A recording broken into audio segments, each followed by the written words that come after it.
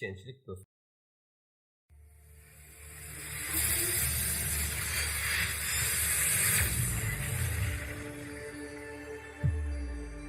Ey hayotning guli bo'lgan ayol, shuni bilginki, vafodorlik do'stlikni mustahkamlaydi. Sen dunyoda erishgan eng asl narsa ishonchli do'stdir. O'zingdan yuqoridagilarni izla. G'alaba qilishga ko'zing yetmagan ishqa aldirab o'zingni urma. Aybingni ko'rsatib turgan kishi bilan ko'proq sirdoshqin. Yolg'on maqtash, soxta ishlarga ishonma. Yana ayollarning do'stligi bilan iqtisodning ko'pligiga ishonib ketma. Sening boshqalarga qilgan yaxshiliking har qancha ko'p bo'lgan taqdirdami uni e'tiborga olma. Kishilarning sana qilgan yaxshiligi har qancha oz, oddiy bo'lgan taqdirdami sen uni nazaringdan saqit qilma. Behuda ishlarga achchiqlanma.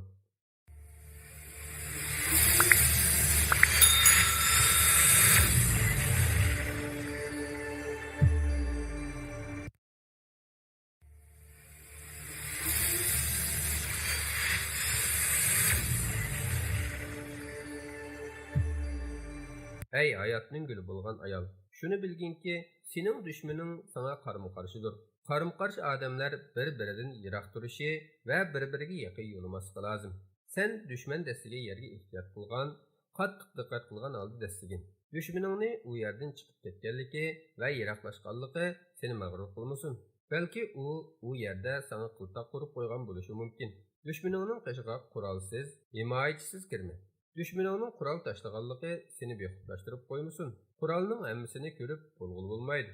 Su uxlasa uxlaydi ki, düşman uxlamaydi. Ahmiyatsiz ishlarga aralashgan odam ahmiyatli ishlarni qo'ldan berib qo'yadi va o'zi anglashni xohlamagan narsalarni anglaydi.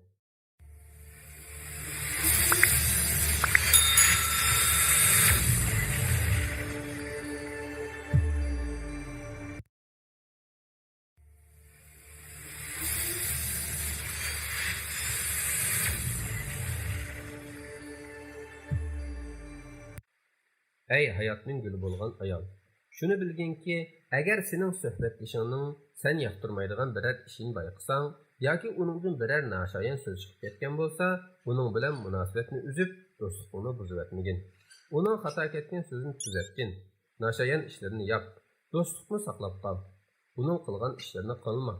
Ta'sirga uchirg'ichi emas, ta'sirga uchratqichi bo'l. Ko'p uxlagan odam umriga barakat topolmaydi. Köp yegan odam ibodatning lazzatini topolmaydi. Qo'g'ilganlarning hammasi ko'ravermaydi. Qochqanlarning hammasi qutulib qilavermaydi. Do'st saqlash, pul saqlashdan yaxshidir. Pulning birini birining o'rniga ishlatgili bo'ladi. Do'stning birini birining o'rniga dastakgili bo'lmaydi.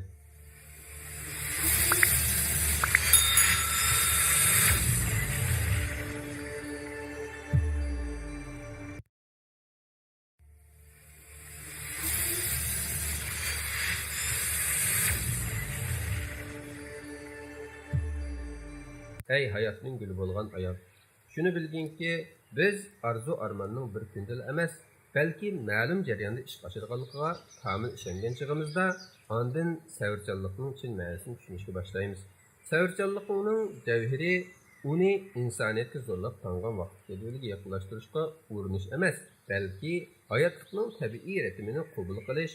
Xudoga shukr, savrchanlik mana shunday narsa. Biz bundan xushal bo'lishimiz kerak. Bizning ichimizdagi nurg'un odam xizmat o'rnida qaltis hamkorlash ro'yiga ega.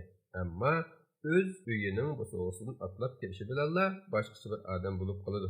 Qaraganda biz tefe shuni tunib yetmagan bo'lsak kerak. Bizning jo'rimiz, bolalarimiz bizning tutgan amalimizga zotli qiziqmaydi.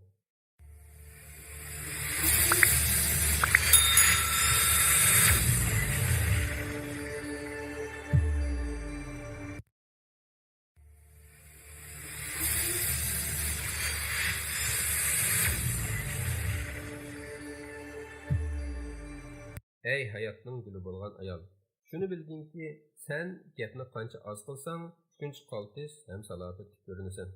Chunki sening sukuting boshqalarni qo'rindirib qo'yadi. Odam aslida boshqalarni tushunishga qiziqadigan maxluq. Ular sening nima o'ylayotganingni bilishga intiladi. Navoda sen muhim uchurlarni ehtiyotkorlik bilan sezgilay olsang, ular sening maqsadingni bilishga amalsiz qoladi. Haqiqiy dono kishilar boshqalarni o'ziga rahmat qilish emas, balki o'ziga hojatmand qilib olishga ahamiyat beradi. Chunki boshqalar sana hojatmand bo'lsa, seni hargiz unutmaydi.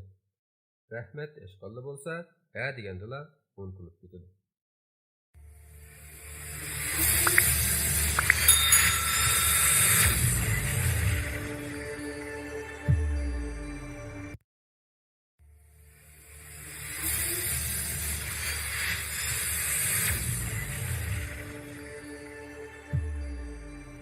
Ey hayotning guli bo'lgan ayol.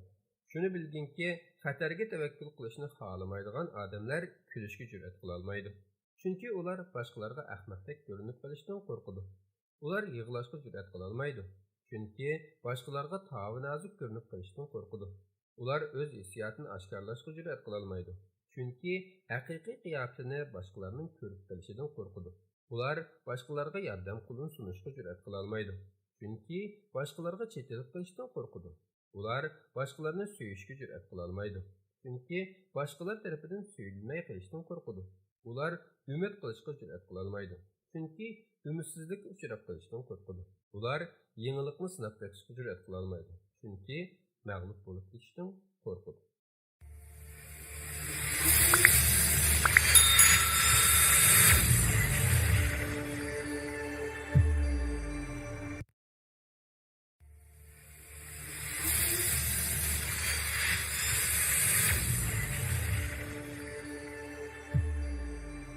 Ey hayotning guli bo'lgan ayol. Shuni bilginki, agar mol-mulkingdan ayrilsang, azroqli narsangdan ayrilgan bo'lasan. Agar shon-sharafdan ayrilsang, xeli ko'p narsangdan ayrilgan bo'lasan. Agar botirlikdan ayrilsang, hamma narsangdan ayrilgan bo'lasan. Sukut hargizmi gap qilmay, go'shib o'tirilish bo'lmasdan, balki qo'rsoqda plan tuzgash, temkin qiyofatni saqlab turish. Texmi aniqroq aytganda, tadbirlik qo'mondonlarga xos salmoq ruhiy holat bilan qarshi tarafni terishtirib, tashabbuskorlikni qo'lga keltirishdir. Navoda sen ezilib ketgan pomidordek sulg'un qiyofatda tursang, ziyonning cho'ngini tortganning tortgan. Sukut kishilarning o'z kuch-qudratini ifodalashdagi bir xil abjil usul.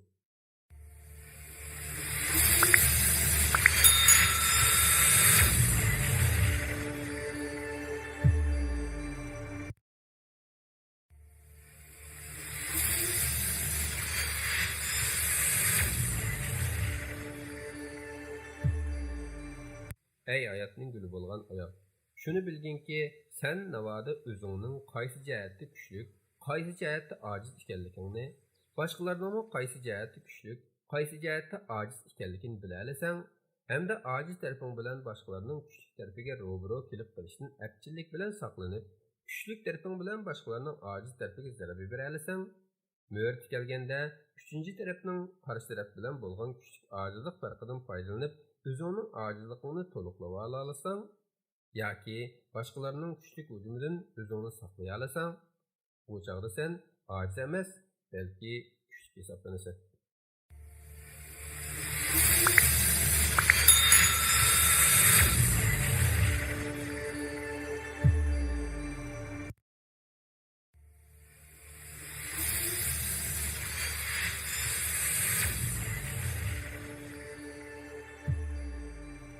Ey hayotning guli bo'lgan ayol. Shuni bilginki, iffetning naqadar buyuk fazilat ekanligini bilmek uchun uning tarkibiga kiradigan va ajralmas bir bo'lki bo'lgan xislatlar bilan tanishmoq zarur. Hekimlarning yezishlaricha, iffetda 10 bo'lak bor. Haya, savr, tizginlash, poklik, qanoat, ig'ir besiqlik, ochiq yuzliklik, ixlos, tartib, saxovat. Sen o'zingning qaysi jihatlarda ojiz ekanligingni bilib ol. Chunki sening mudofaa kuchingmi o'sha jihatlarda hammadan ojiz bo'ladi. Navoda sen bu ojizliklaringni tuzalmasang, eng bo'lmaganda buni boshqalarning nazaridan yo'shirib qola olmasang, bu chog'da raqibing kelinmayla sana qo'li soladi.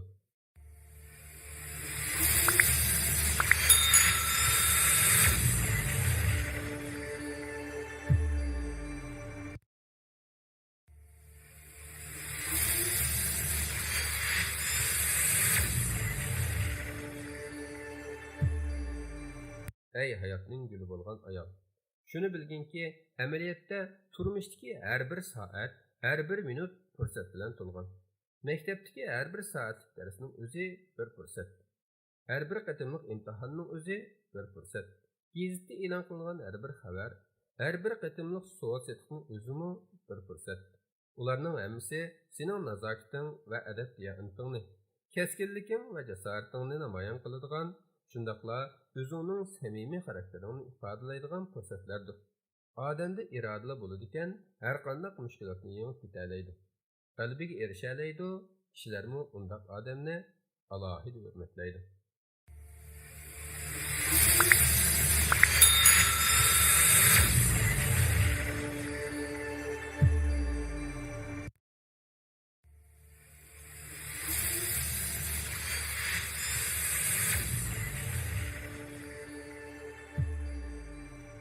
Ey hayotning guli bo'lgan ayol.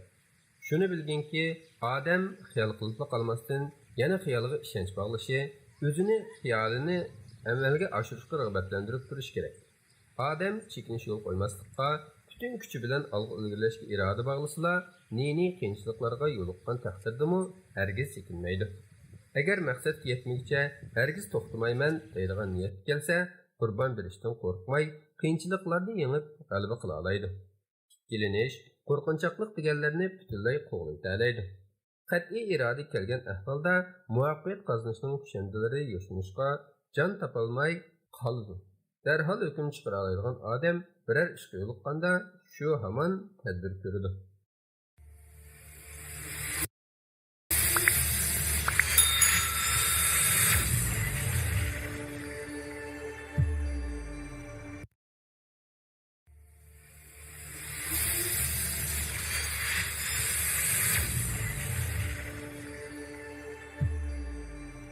Ey hayotning guli bo'lgan ayol.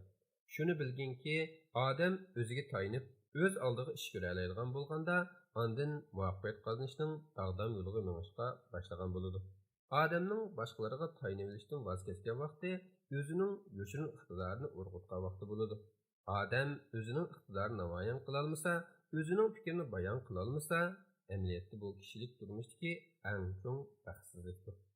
O'zining o'y fikri bo'yicha ish ko'rib, ishonchni oshirib, tirishib ishlash odamni tabiiy yo'sinda mukammal natijaga erishtira oladi.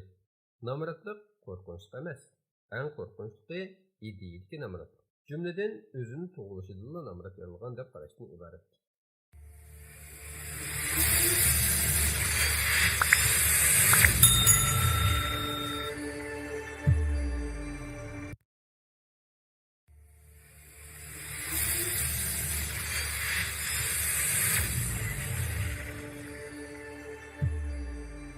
Ey hayotning guli bo'lgan ayol.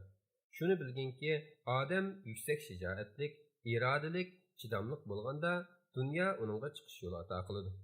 Irodasi va chidamchanligi ojiz kishilar bo'lsa, hamisha boshqalarning kamsitishi va bo'zaq qilishiga uchrab, eng oxirida mag'lubiyatchiga aylanib qoladi. Odam o'zi bilanli bo'lib ketsa yoki o'zi uchun cho'q so'qsa, bundoq odamning hech qanday jalbgarligi bo'lmaydi. Hamda boshqalar uningdan zerikadigan bo'lib qoladi. Hech kimmi uning bilan berish-kelish qilishni xohlamaydi. Muvaffaqiyat yo'lida izlanuvchilar uchun samimiyat va inovatdan topgan obro'y eng yaxshi e'londir. Go'zallikdan o'ldirilolmasa, odamda esil fazilatni yetildiradigan bir cho'ng omil kam bo'lgan bo'ladi.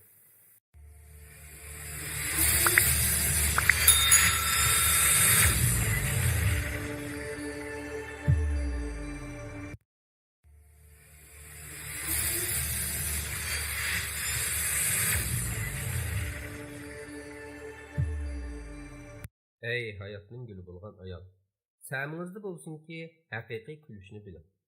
Biroq yig'lashni unutib qolmang. Kelgusingizga ko'z tiking. Biroq o'tmishingizga sal qaramang. Boshqalarga ig'ir besiqlik bilan muomala qiling. Biroq haddidan ziyoda surliq qiyofat kirib olmay, xushfe'l va kamtar bo'ling. Bular sizga haqiqiy ulug'likning tuz ko'ngillikda, haqiqiy aql farosatning kamtarlikda, haqiqiy qudratning sifoyilik ekanligini o'rgatadi. Bu hukmlar irodangizga kuch-quvvat, tasavvuringizga haqiqiy qimmat, his-tuyg'ularingizga hayotiy kuch bag'ishlaydi. G'oliblarning mag'lubiyatchilardan ortiq yeri shuki, ular nima ish bilan shug'ullanmasin, xizmatini o'ylangandanmi mukammal qilishga tirishadi.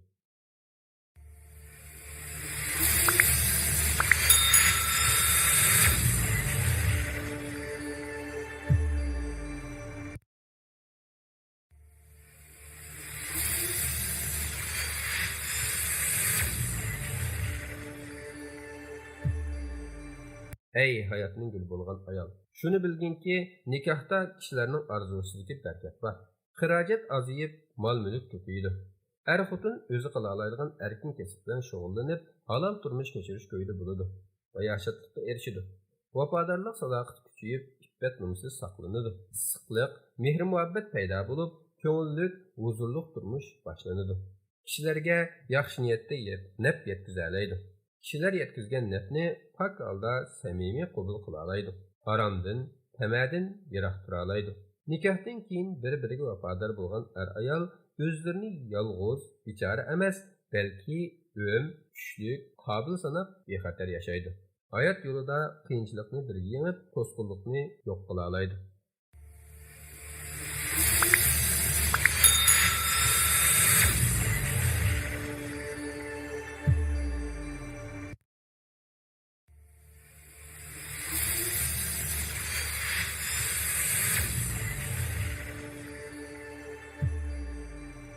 Ey hayotning guli bo'lgan ayol, shuni bilginki, vaqt eng adil va lillo keladi. U o'zini hech kimga ortiq berishni xohlamaydi. Bu eng adil bo'lganlik uchunla ishchanlar bilan o'rinlarni farq etishning sinoqtashi bo'lib qolgan. Ishchanlar vaqtni o'zlari uchun yeb bergizalaydi. O'rinlar vaqtni bekor o'tkazib, qerib, oxiri armonda qoladi. Kimki mangu tirishchilik ko'rsatib, bo'shashmay ishlasa, vaqtning xo'jayini bo'la oladi. Haqni soat bo'yicha hisoblaydigan odamlar haqni oy bo'yicha hisoblaydigan odamlarga qaraganda vaqtning qiymatini texim chunqur his qila oladi. Chunki vaqtni yaxshi idora qilish uchun o'zingizni haqni soat bo'yicha hisoblaydigan odam deb qarashingiz kerak.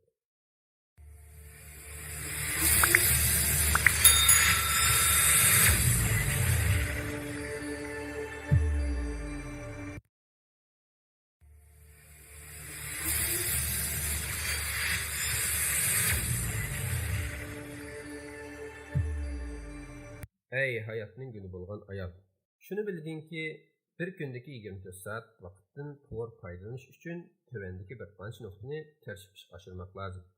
Birinchi, atiganda o'rindan darhol turish. Ezilib uxlavermaslik kerak.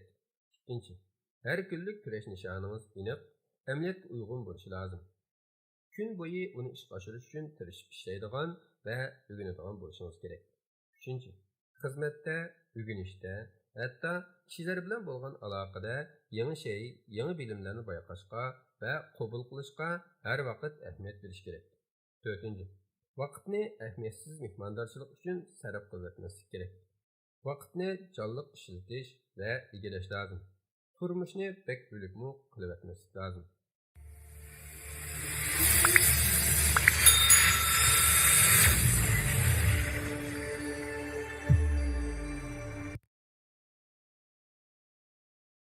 Ey hayotning guli bo'lgan ayol, shuni bilginki, eng yiqimliq va zarur bo'lgan muhabbat er bilan ayol orasida bo'lgan muhabbatdir. Chunki bir-birlariga muhabbatlari bo'lgan er bilan ayol dunyoning rohatlarida emas, hatto mehnatlaridami umrlarining saodatlarini o'tkazadi. Muhabbat pok va saf bo'lish sharti bilan er ayolni bir-biriga yaqinlashtiradi. Ularning xulqini go'zallashtirib, aqllarini tarbiyalaydi. Bir-biriga muhabbatli bo'lgan er bilan ayol oilasini, hatto qo'shnilarini norozi qilmaydi. Lekin muhabbat hosil qilish uchun er bilan ayolning shaxsan bir muncha o'lishlari bo'lishi kerak. Agar bu ikki yurak bir-biriga intiladigan bo'lsa, yo'q muhabbatni vujudga keltirgul bo'ladi. Aslidan bar bo'lgan mustahkamlanadi.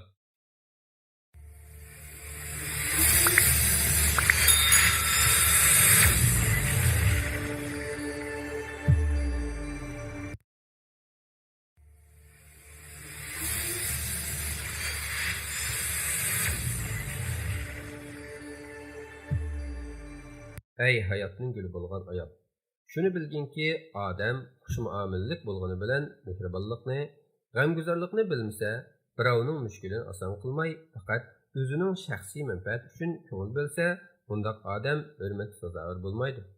Oiladagi e'tiborsizlik er kishiningmi, ayolningmi ko'nglini suvtidi. Bu chog'da er kishi uyiga ancha ko'ngil bo'lmay, choyxonada, yar birodar do'stlarinikida va boshqa yerlarda yurishga odatlanadi. Shu tariqada ota, xotin va farzandlar bir-biridan yiroqlashib boradi. Buning bilan bosh-boshdoqlik va yomon oqibatlar maydonga keladi. Bundaq oiladagi farzandlar lutchak, tartibsiz va mug'ambar bo'lib yetishadi.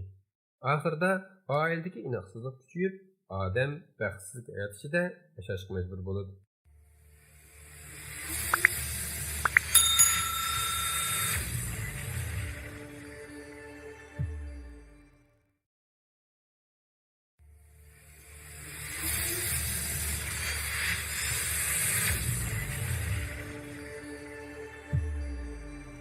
Ey hayotning guli bo'lgan oyoq. Shuni bilginki, taqdirchilik bir xil chiriklashgan e'tiqod. Kuchliklar uni hargiz qabul qilmaydi. Shunga mayli qanday sharoitda bo'lsin, hargiz ruhingni tushirma. Ortiqcha andish qilma. Ko'ngilsizlik va o'ngsizliklar ruhingga va irodangga ziyon yetkazmasin. Ko'z oldingdagi azob va baxtsizliklarni ko'ribla jahondan bezib ketma. Buningga qaysarlik bilan taqobil tursanglar, texim pishib yetilasan. Yashash uchun qaysarlik, ishonch bilan kurash qil. Shundala hayotda haqiqiy xushallik erishalaysan. Aksicha sen yaxshi turmush kechirishni o'ylasangmi, lekin tavakkul qilishdan, o'limdan qo'rqsang, hamma narsangdan ayrilib qolasan. Har qanday bir millat va shaxsga bu prinsip bop keladi.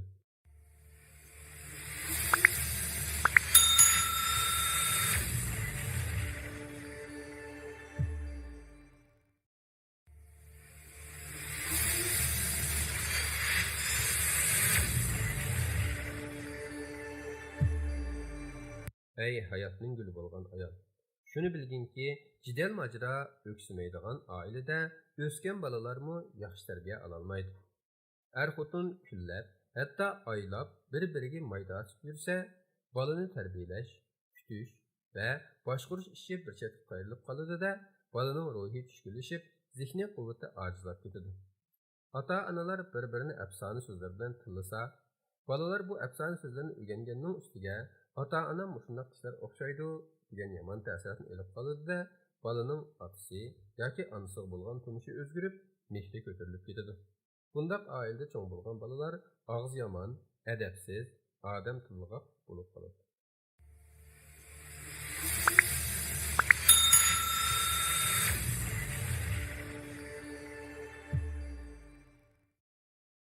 Ey Yohannas, ishtonlar amuxas. Kitoblardan xabarsiz qolganlar bu kanalni qilinglar xos.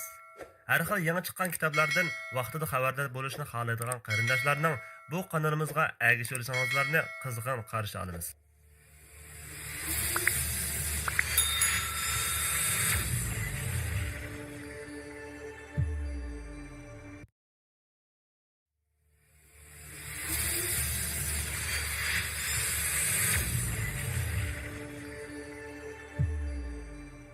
Ey hayotning guli bo'lgan ayol. Shuni bilginki, muhabbat bilan adab axloq qo'shkizak bo'lib, bir-biridan ayrilmaydi.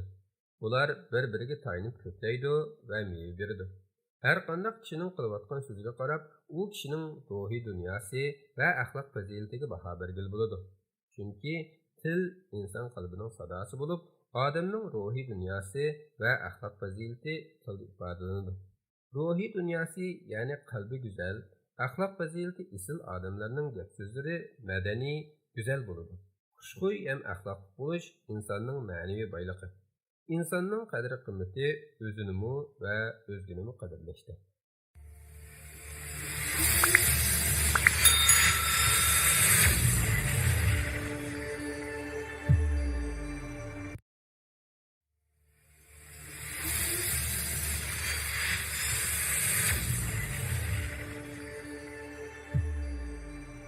Ey hayotning guli bo'lgan ayol.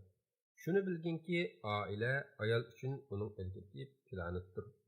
Ayol o'z oilasida o'z erining yangi hayotini taraqshlaydi va izgi arzular orqali Tangridan uningga muvaffaqiyat tilaydi, aynak qaraydi. Toki u qirib mo'may bo'lib ketgandimi, uning eri uning go'zalligiga talpinishiga ilhomchi simo bo'lib qaraveradi. Erkak ayol jismidagi ikkinchi jon, hatto o'z jinini qurbon qilishga olib kelish iqtidoridagi jondir. Bu qon va tomirdan iborat emas. Belki fikir xiyol, talpinish va talmurish, anglash va nazar silish, xushal yoki shodlik harakatlanib turadigan jondir. Muhabbat o'zini poklashtirish va shuning bilan birga jasorat baxsh etish kuchi bilan har qanday boylik, huquq va shuhratdan qudratlik, mustahkam va lazzatli.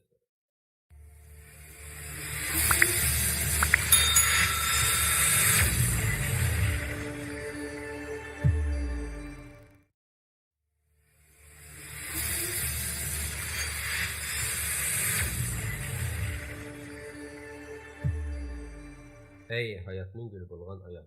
Shuni bilginki, oila qurishda e'tiborga olish kerak bo'lgan nurg'un narsalar bor. Eringning yaqinlarini, bo'libmi qaynonang, qaynotangni hurmat qil. Ularni o'z ota-onangdek ko'r. Ularning bolalarini tuqqanlaring hisobla. Qaynona qaynotangning nasihatlariga amal qil. Mushu yangi tuqqanlarining mijoz xulqini bilib ol va shuningga qarab muomala qil. Ular bilan yomonlashib qolishdan saqlan. Chunki buning ig'irligi eringning ustiga tushadi. Senden o'ssa yaqinlaringning ko'nglida qolar. Ulardan o'ssa sendan qizg'ilar. Buning qayg'usi bilan ering tomoqdan qolar va oxir kasal bo'lib qolar. Erlar o'z kasbini yaxshi qilish uchun ko'nglining shod, tinch bo'lishiga muhtojdir. Oilasida azroq qayg'u bo'lsa, ularning kasbiga ta'sir etar.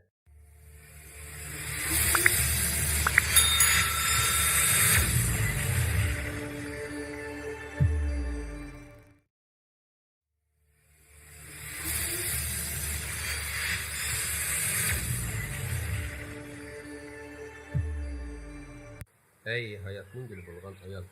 Shuni bilginki, eringdan hech qanday siringni yushirma. Eringdan boshqalarga sir aytma. Boshqalarning oldida eringga qarshi qilma. Chiroyingni turma. Erlar xotinlar tarafdan bo'lgan eng zo'r kamchiliklarni kechira oladi. Ammo boshqalarning oldida ozroqli narsani ichiga sig'dira olmaydi. Bu ularning tabiatiga xilof ishdir. Shuning uchun bu vaqtda ular ayibli emas. Agar yaramas odati bo'lsa, uni tuzish uchun ko'ngilni og'ritmasdan ish tut. Ering yoqtirmagan ishlardan, ko'ngilga keladigan odatlardan yiroq bo'l. Uning g'azabini keltiradigan ishlarni qilma. Eringning melini asrab tut, isrof qilma.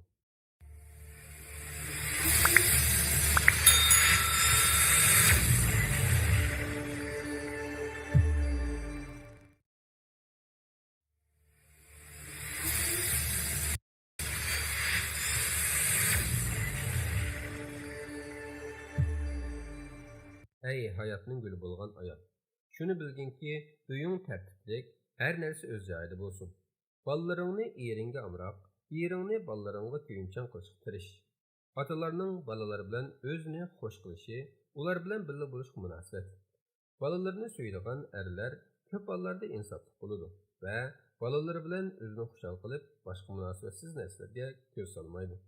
Aqlli xotinlar kuchliklar kuchi bilan qila olmagan ishlarni aqliga tayanib qila oladi. Eringdan biror narsani bir qatim, ko'p bo'lsa ikki qatim so'rasang kifoya.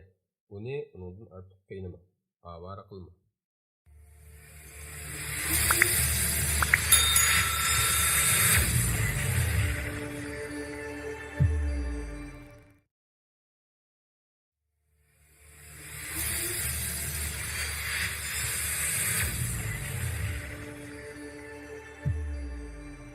Ey hayotning guli bo'lgan ayol. Shuni bilginki, erlarning eng suyunadigan chaqlari xotinlarning xushal-xuram holda uy xizmatlarini qilib turgan chaqlaridir. Erining yanada bo'lg'uchi va har vaqt ishlab turg'uchi, eriga xushal ko'ringuchi xotinlarni erlarga yomon ko'rsatishga hech kimning kuchi yetmaydi. Ering ish qilmaganda uzitib qo'y, qaytib kelganda kutib ol. Eringdan kech qolmay uxla, undan burun tur. Ba'zi vaqtlarda erlar xotinlarga nisbatan tuvan ko'rish xohishida bo'ladi.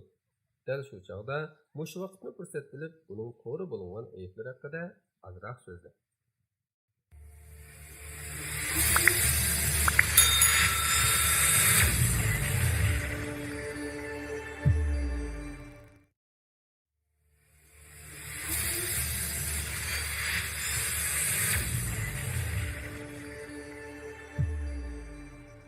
Ey hayotning guli bo'lgan ayol. Shuni bilginki, oila har vaqt nima emasdir. Ba'zi chog'larda zahri, tikini, nezilari ham bo'ladi. Ering bilan arangga so'g'ishliq tushsa, ig'ir bisiqlik bilan so'zla. Qizdirishma. Chiroyingni va ovozingni o'zgartma. Uning martabasini unutma. Hurmat qil. U har qancha ochiqlansa-mu, qarshi so'z qilma. Eng yaxshi xotin erlarning oldida o'zini erkin tutib, ochiqqa ay bergen xotundur.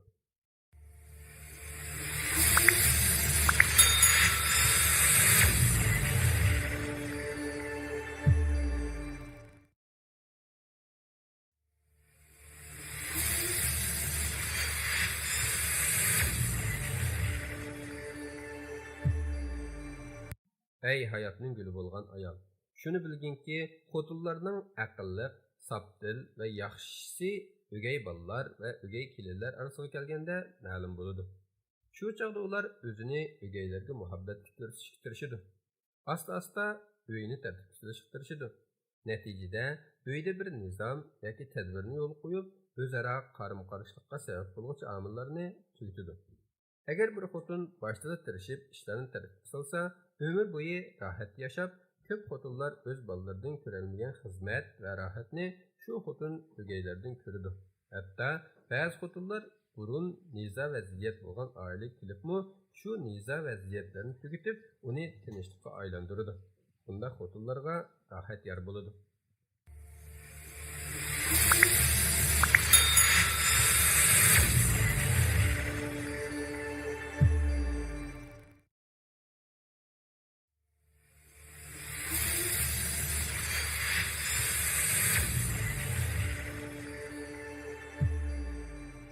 Ey hayatning gülü bolgan ayol. Şunu bilginki, tecrübelerge asaslanganda, xotunlarning güzel xuluqli bo'lishi sababidan erlermi güzel xuluqli bo'ladi. Bunun aksicha, xotunlar sat xuluqli bo'lsa, erlerning xulqimi buziladi. Er bilan xotun o'rtasidagi turmushda kelishish bo'lmasa, her ikkisi uchun zo'r asrat va azob bo'ladi. Ro'zg'orning lazzati tugaydi, rohati tugaydi, tadbirlar buziladi. Jumladan uy jamoat o'rtasida dushmanlik paydo bo'ladi. Bolalar aromsizlanadi. Buningdan ko'plagan ziyonli ishlar kelib chiqadi. Shuning uchun go'zal turmush kechirish uchun tirishish oldi bilan xotinlarning zimmasiga tushadi.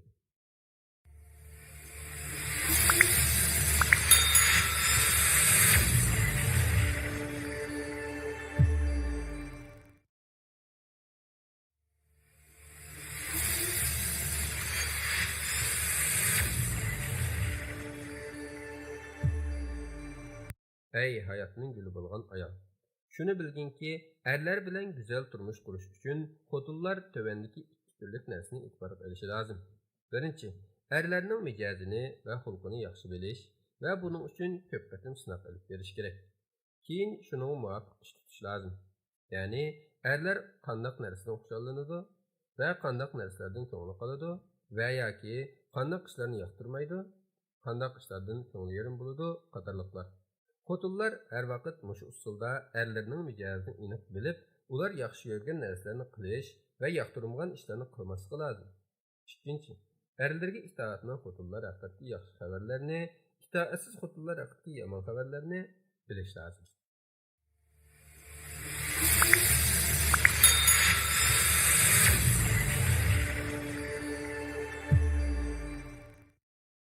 Ey hayatning gülü bo'lgan ayol. Şunu bilginki, yaxshi xotinlar erlarining ko'zlari tushsa, ochiq chiroy bilan shodlanadi. Buyurgan ishlarini ixlos bilan qiladi. Erlar safarga chiqsa, o'zini, yerning mol dunyosini yaxshi saqlaydi. O'zlarini harom va adabsizliklardan pokiz tutadi. Qilgan xizmati bilan erlarga minnat qilmaydi. Billa hayot kechirish mumkin bo'lgan ahvolda ajrashishni talab qilmaydi. Erlarga osh taom hozirlaydi, kiyim-kechaklarni yuyadi. Erlarga vaqirab so'zlamaydi. Uyini tashlab chiqib ketmaydi. Hatto ota-onalari va boshqa yaqin qarindoshlarining qishig'i borganda erlardan so'rab, ruxsat elib boradi.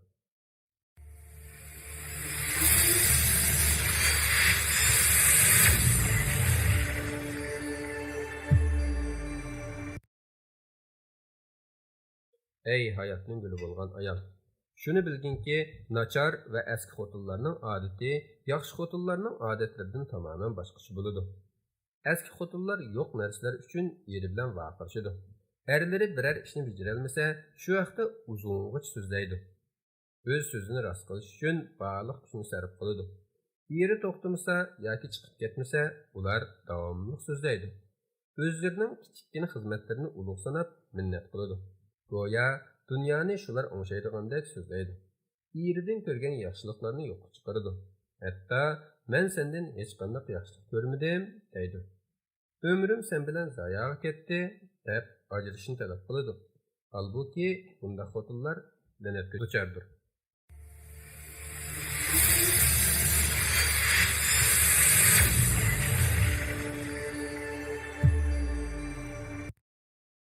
Ey hayotning guli bo'lgan ayol, shuni bilginki, aqlliq, nomuschan ayol erining xo'shliqigami, qayg'usigami o'ttirhal o'rtaq bo'ladi.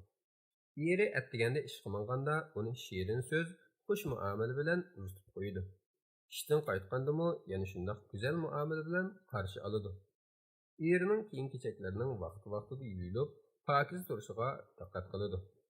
Tomoqni dal vaqtida tayyorlab, eri va bolalari bilan birga o'tirib, xushal-xuram g'izolanadi.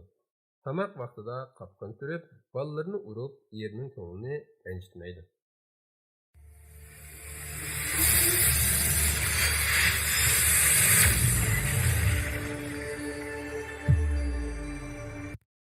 Ey hayotning guli bo'lgan ayol, shunimi bilginki, erni er qildiganmi xotin, yer qildiganmi xotin.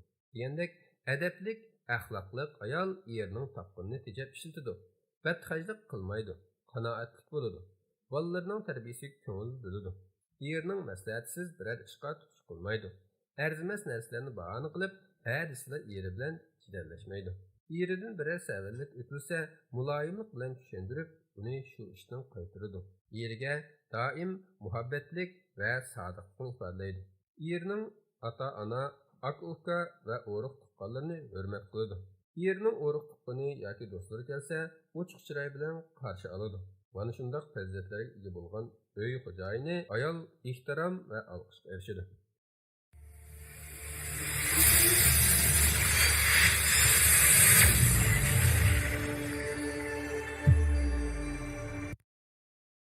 Ey hayotning guli bo'lgan ayol, shuni bilginki, bolalarga adab axloq, tartib qoidalarni o'rgatishda ularni urush, ayblab so'kish qatorliq vositalarni qo'llanishga bo'lmaydi. Yaxshi ish qilsa, uni maqtang, erkilting. Ulardan biror yomon ish ko'rilsa, undaq ishga o'zingizning noroziligini bildirib, nasihat qiling. Qilgan ishining to'g'ri bo'lmaganligini tushuntiring. Ko'pchilikning oldida aybini yechib, bolani izoh tortqizmang. Nasihatni xoli joyda qiling. Bola ota-onadan ulgu oladi. Qari yo'sulliq ota-onaning bolalari o'ziga o'xshash bo'lib o'sadi. Oiladagi jidallar bolalarning ruhiga qattiq ta'sir qiladi. Shunga oila a'zolari jidaldan saqlanib, tinch, inoq o'tishi kerak.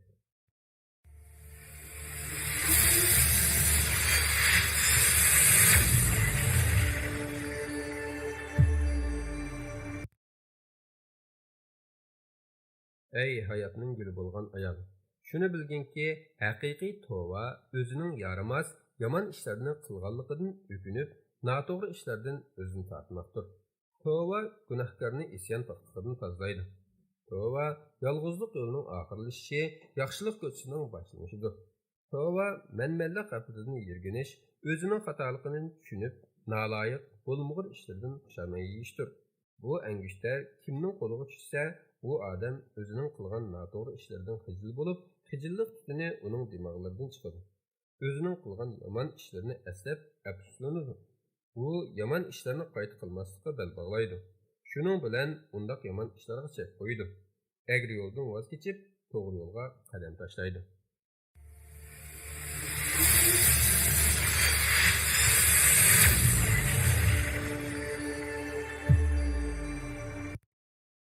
Ey hayotning guli bo'lgan ayol, shuni bilginki, haqiqiy tova o'zining yaramas, yomon ishlarni qilganligidan o'kinib, noto'g'ri ishlardan o'zini tortmoqdir.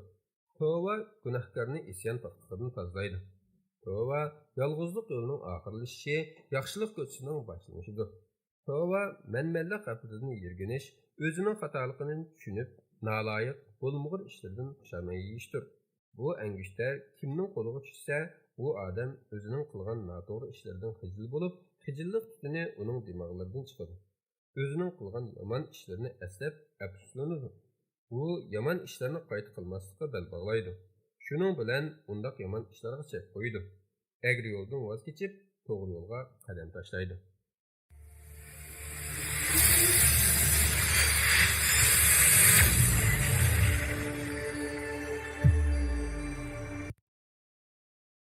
Ey hayotning guli bo'lgan ayol. Shuni bilginki, kamtar va adabli odam xalqning muhabbatini o'ziga jalb qiladi. Do'stlik gulshinida nuroniy gullar ochildiradi va gullardan yaqinlik, mehribonlik va do'stlik bazmisida har xil xushpuroqlarni chachidi. Takabbur odamga muloyimlik yo'lini ko'rsatadi.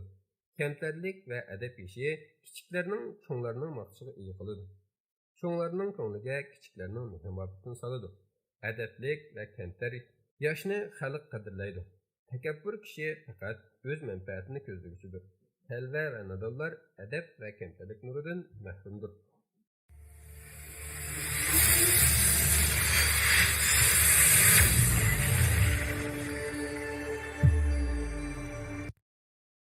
Ey hayotning guli bo'lgan ayol.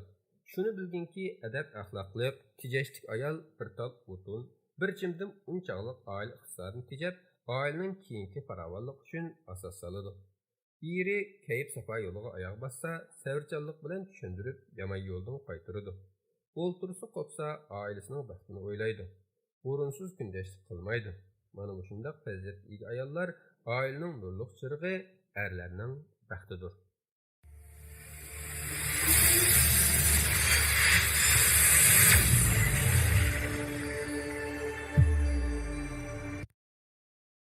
Ey hayotning guli bo'lgan ayol.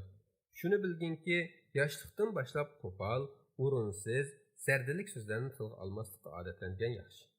Chiroyli, ma'noli, kishining ruhini ko'taradigan so'zlar bilan fikr izhor qilishga, boshqalarga adab bilan so'zlashga odatlansangiz, hayotda o'z o'rningizni topib ketasiz. Muomalasi yaqinlik ayolni kishilar dilbar ayol deyishidi. Kishiningki, shundoq nomga sazovor bo'lgan ayol albatta baxtli bo'ladi. Muomalani bilmaslik, tilni tizgillayolmaslik, o'ylamay so'zlashning oqibatlari kishini yomon oqibatlarga, hatto fojialarga olib kelishi mumkin.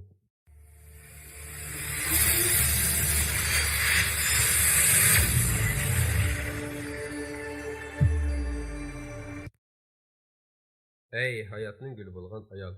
Shuni bilginki, onaga o'xshagan deganda shundoq tushunish kerakki, onalar har doim o'z farzandlarining o'zlariga yaqin bo'lishini xohlaydi. Bolalari uchun ranj va jafo chekishni o'zlarining burchi va sharafi deb biladi.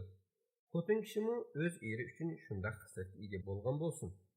Do'st deganda shundoq tushunish kerakki, u erining aytganlariga rozi bo'lishi, biror ishdan chekilsa xafa bo'lmasligi, bisatida barini eridan ayamasligi, uningdan sir yo'shirmasligi, uning sirini oshkorlamasligi, har ishda xuddi do'stlardek kelishalishi kerak.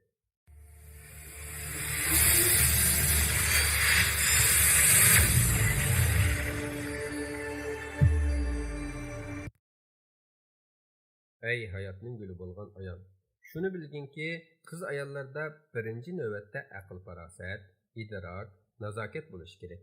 Ana shuning bilan ular egiz-pasni, ochiq-chuchukni, bor-yo'qni, oila sharoitini, imkoniyatlarini fahmlay oladi. Aqli o'shi bilan ish tutib, kamkutlarni bartaraf qiladi. Oilaning beshiga biror tashvish tushganda darhol hamdamda bo'ladi. Atrofdagilarga ham fikr bo'ladi. Bo'libmi, ayollarga xos bo'lgan o'lmas nazokat atrofdagilarga hamisha qanot tashlab kelganligi haqida hayotda misollar ko'p. Nazokat hamisha mehr bulqidan suv ichidi. Mehr bo'lsa, o'zining ayolligini tonigan, zimmasidagi vazifa va burchlarni sharaf deb bilganlarda tinmas buloqdir.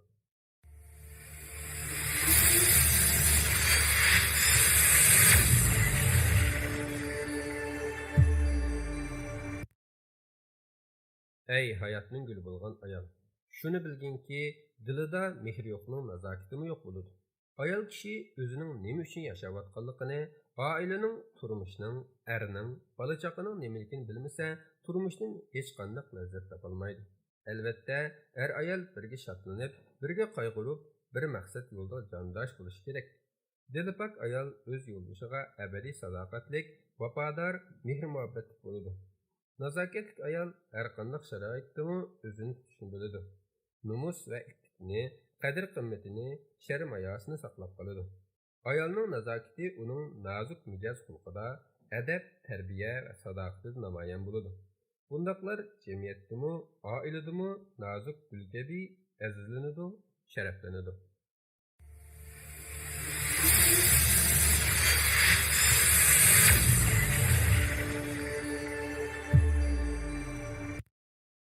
Ey hayotning guli bo'lgan ayol, shuni bilginki, ichki olimingizni hech narsa kitobchilik betolmaydi. Chunki kishining o'zini o'zi tarbiyalashida kitob muhim bilim manbasi. Bu yana o'zingizni ko'rish, selishtirish, taqlid qilish, munozara yurgizish, baslashish qatorliq jihatlarda aynak vazifasini o'taydi. Hayotda odam o'zi yolg'iz yashay olmaydi. Muhit, tabiat bilan har xil munosabatlarda bo'ladi. Ana shu munosabatlarda to'g'ri yo'l izlagan payt söygen kitabımızga ruhiyetimizga yaqin bo'lgan qahramonlarning kechmishlariga murojaat qilamiz. Ba'zida ulardan quvvat elib, hozircha bizga ig'ir kelsimi, ular unutamiz. Demak, biz uningdan iroda, chidam, ma'lum darajada afuvchan bo'lishni, chekinishni o'rganamiz. Shuning badaliga ruhiy muvozanatimizni tangshaymiz.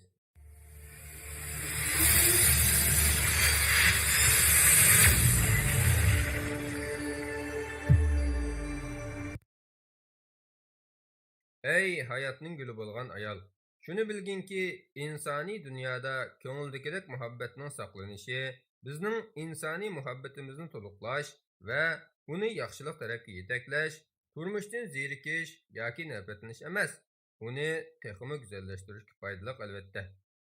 Agar ko'ngildagidek deb o'ylagan muhabbat bizga xafalik va ko'ngilsizlik keltirib beradigan bo'lsa, bundaq muhabbatdan voz kechsakmi bo'ladi.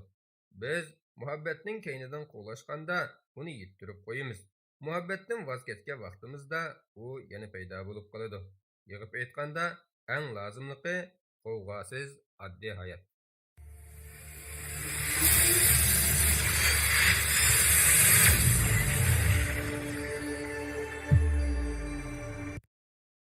Ey hayotning guli bo'lgan ayol, shuni bilginki, insoniy izzatini qo'dab, nikohdan ayrilg'uchlarni jamoat aytmaydi, qo'llaydi va esdashlik qiladi. Albatta, shuni ta'kidlash hojatki, iffetlik bo'ytoq o'z iffetini saqlashi lozim bo'lgandek, har bir nikohdan ayrilgan iffetli tul ayol qayta nikohlanishni izlaganda ikki jihatga qat'iy amal qilishi lozim.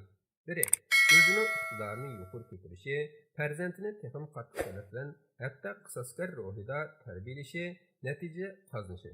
Yana biri, birinchi nikoh oldidagi qizlik davridan qat'iy iffetli turmush kechirishi, numus va jamoat fikri har ikki jihatda o'z fikr, qadam, harakatini sog'lom va kafolat ilib berishi lozim. Bu davr uning kelgusi baxtlik yoki tugishib ketishini belgilashi mumkin.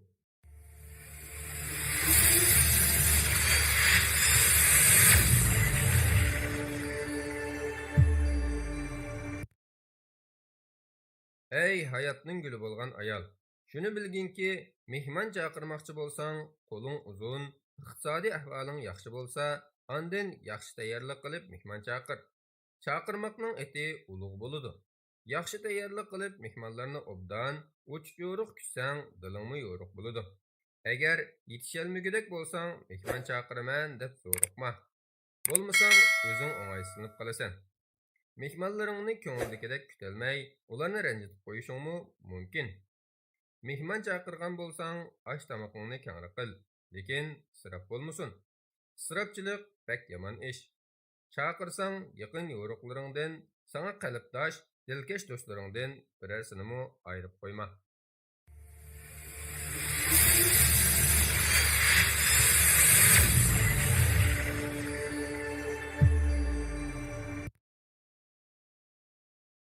Ey hayotning guli bo'lgan ayol, shuni bilginki, ziyofat so'rinlarida bo'lsin yoki jamoat so'rinlarida bo'lsin, adab saqlashni bilgaysan. Cho'nglarning qishig'i kelsang va ularning suhbatida bo'lsang, ularning oldida ko'ranglab, qo'llaringni silib kirmagin. Boshqalarning salomini ilik ol. O'zingmi ta'zim bilan salomni bajo keltir. Hargiz g'afil bo'lma. O'rningdan bilib tur.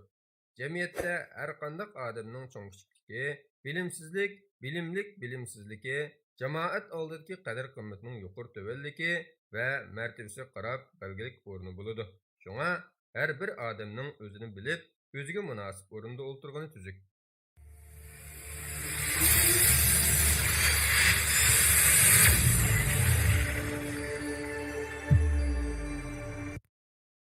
Ey hayotning guli bo'lgan ayol, shuni bilginki, so'rinda qaqaqlab qattiq un bilan kulmagin. Bundaq kulka mastlarga, saranglarga xos. Anchiki gaplarga qaqaqlab kulish tetiqsizlik bo'ladi. Her qandaq ishning o'rni, tartibi bo'lganga o'xshash kulkiningmi o'rni va cheki bo'ladi.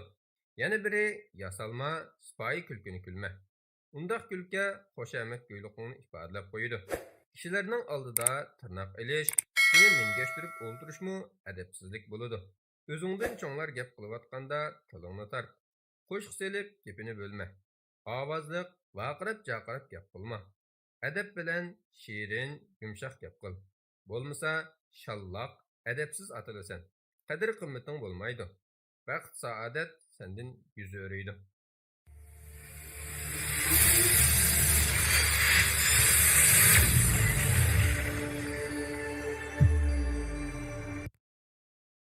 Ey hayotning guli bo'lgan ayol, shuni bilginki, mehmonning oldida sohibxon er-xotin bir-birining obro'yini to'kadigan, bir-birini kamsitadigan, bir-birini yerga qartadigan so'z harakatlarni qilishdan qat'iy saqlanish kerak.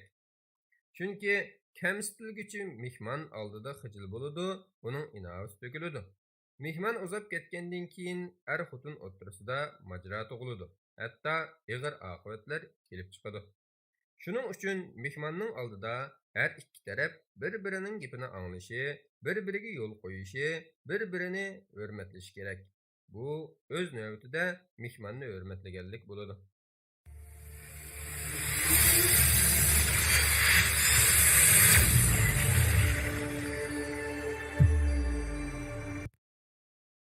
Ey hayotning guli bo'lgan ayol, shuni bilginki, uyingizga mayli yor birodarlaringiz, mayli tangtushlaringiz yoki o'zingizning kichiklar kelsin, ularni ko'zga ilmagandek akovirlik qilmasligingiz, kibr ko'rsatmasligingiz yoki maqtanchoqlik qilmasligingiz kerak. Agar undaq qilsangiz, mehmonlar sizdan ranjiydi yoki sizni ayblaydi. Shuning bilan uyingizga ikkinchilab kelmaydigan, sizdan qochadigan bo'lib qoladi. Shunga siz uyingizga kelgan mehmondan har qancha ustun tursangizmi, mehmonlar oldida kamtar, muloyim, siyliq sipoya, hurmatchan bo'lishingiz kerak.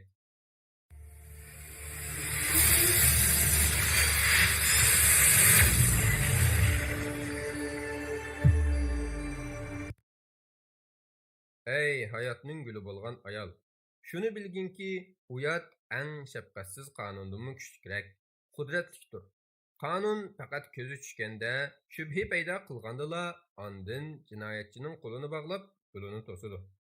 Uyat bo'lsa, hamisha adabsiz, axloqsiz jinoyatchining to'kisida turib, adab axloq doirasiga sig'maydigan ishlarni qilish uchun urinishga qo'l ko'targili qo'ymaydi. Odamlar har qanday qonundan o'zini qochira olishi mumkin, lekin uyatdan o'zini qochira olmaydi.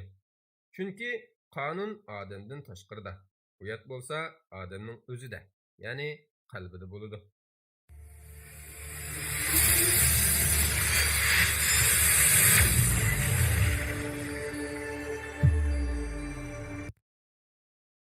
Ey hayotning guli bo'lgan ayol, shuni bilginki, dunyoda yaratilganicha qolgan odamlarmi bor.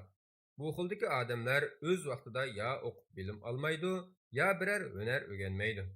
Ular bir chog'da ko'zini ochib qarasa, qandaqdir hamma kishining bir ish bilan shug'ullanayotganligini va o'ziga o'xshash hech bir ish qilmaydigan odamlarga kamsitish nazari bilan qarayotganligini ko'radi.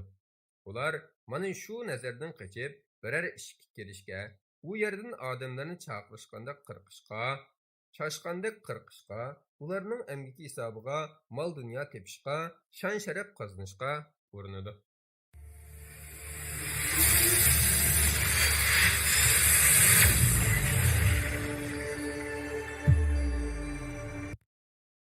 Ey hayotning guli bo'lgan ayol, shuni bilginki, inson uchun foydasiz bo'lgan mundaq uch narsa bor. Biri kajlik va qiliqda yovuzlik, biri so'zdagi yolg'onchilik, yana biri bexillik. Bu xil illatdiki kishilar hayotlikda xorliq tortadi. Chunki kishi kaj bo'lsa, qiliqi yomon, kishi ta'tir bo'ladi. Kimki yolg'onchi atalsa, bu eski nom o'lguchi peshonasidan ketmaydi. Bexil bo'lsa, o'ziga o'zi zulm qilgan bo'ladi. O'zi yemay mol dunyo yig'di-yu, oxiri o'zi o'lib tugaydi. Topgan mol dunyosi haq qoladi.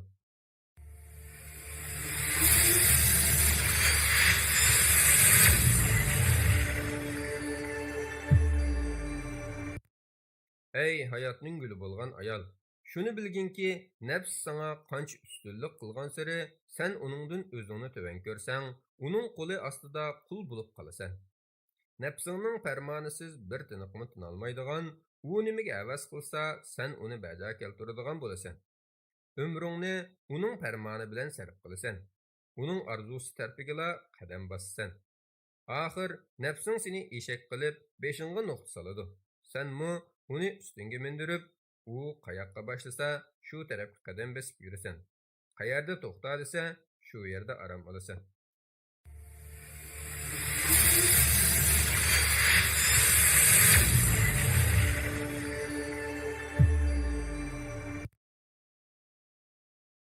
Ey hayotning guli bo'lgan ayol, shuni bilginki, bir odamning kamchiligi xuddi maymunning quyrug'iga o'xshaydi.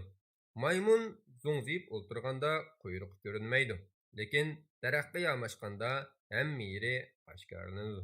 Biroq uning qizil kassasi uzun quyruqi yuqori o'rlagan sari ko'rinadigan yangi alomat bo'lmasdan azaldilla bir narsa.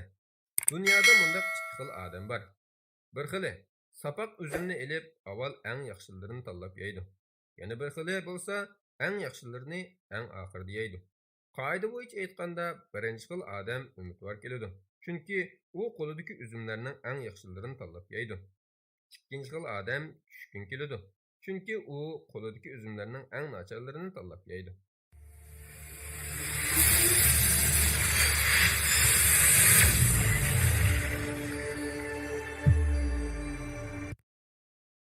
Ey hayotning guli bo'lgan ayol, shuni bilginki, muvaffaqiyat qozonuvchilar doim boshqalar bilan ap o'tadi. O'z fikrini o'z loyiqida unumli ifodalab beradi. Boshqalarning fikrini ko'ngil qo'yib anglaydi. Hamma narsadan boshqalar bilan teng bahramon bo'lishni o'ylaydi. Hatto kishilar bilan fikr almashtirishni xohlaydi. Biz mag'lubiyatga uchirg'uvchilarning bundoq qiladiganligini kamdan kam uchratamiz. Muvaffaqiyat qozonuvchilar davomli olg'a bosadi. O'sib yetiladi. Bugungi kunda bu dunyo nihoyat tez taraqqiy qilib, biz biladigan, tushunadigan ishlar, jumladan rahbarlik qilish va boshqarish usullarining hammasi nihoyat tez shallanib qoldi.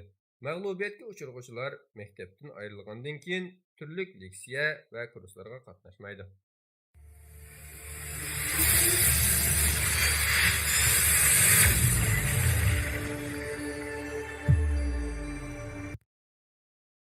Ey hayotning guli bo'lgan ayol, shuni bilginki, agar hayotlik daraxt bo'lsa, qadr qimmat uning yildizi. Agar hayotlik suv bo'lsa, qadr qimmat uning iqini. Agar hayotlik o't bo'lsa, qadr qimmat uning yiqilg'usi. Agar hayotlik qarchuga bo'lsa, qadr qimmat uning qanoti. Mayli boy odam bo'lsin, mayli odatdagi odam bo'lsin, hammasining o'xshashla qadr qimmati bo'ladi. Boyliqni o'lcham qiladigan boylarning qadr qimmati bo'lsa, pul bilan erishgan saxt qadr qimmat bo'lib, aman bir kunlarning birida gumron bo'ladi. Ular haqiqiy qiyofatdan to'nib ketganda izzat obro'yimi to'kilib bo'ladi.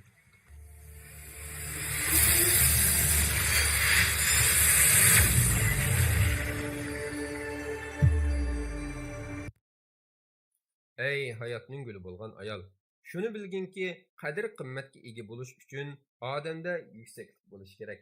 Chunki yuksak darajadagi oliyjanoblik qadr qimmat muqaddimasidir. Qadr qimmatini yo'qotgan odam ruhiy jihatdan tushkunlashgan bo'ladi. Ular boshqalarning faol olg'a ilgilishini ko'rolmaydi, ham o'zining ojizligini his qila olmaydi. Qadr qimmatini yo'qotishning o'zi sargardonlikning bishorati. Tushkunlik bo'lsa qadr qimmatni dafsanda qiladigan go'r. U irodani ojizlashtiradi. Ba'zilar o'zi xohlagan holda qadr qimmatidan voz kechadi. Bundaqlar vujudini qulchilik iddiasi chirmab ketgan odamlardir. Agar huquqning pulning qo'liga aylanib, ruhiy yetakchini o'zgartirayotganda qadr qimmat ikkinchi o'ringa tushib qoladi.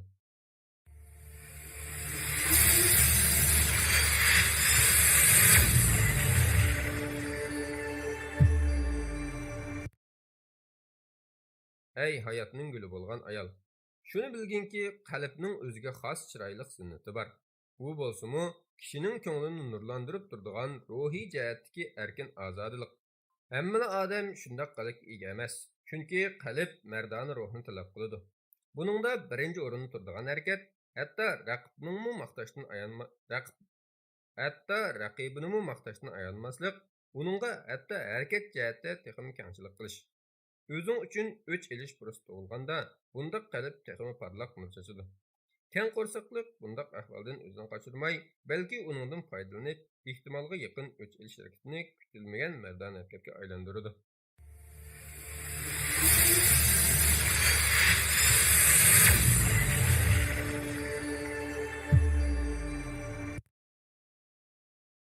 Ey hayotning guli bo'lgan ayol, shuni bilginki, odamning eng yuqori ma'naviy safhasi birdamlik hayajonlanish kayfiyatining neri beri qilishiga uchramaydi. Ko'zni yumib ochqicha g'oyib bo'lgan chakana ta'sirotlarning neri beri qilishidan sen o'zingning g'ururing bilan saqlan. O'zingni va o'zingning hayajonlangan kayfiyatini yengib tushalaydigan hech qanday ulug' g'alaba bo'lmaydi. Shuning uchun u bir xil irodaning g'alabasidir. İştiyaqın sana təsir göstərən halətdimi, mərtəvənin təsir göstərməydigan bolsun. Bulubmu, mərtəvən sən üçün nəhayət mühim bulub durğanda. Mana bu, avarçılıqlardan xali buluşunun yolu. Şundaqla, başqalarının hörmətə sazavər buluşununmu həmmədən əpçil yoludur.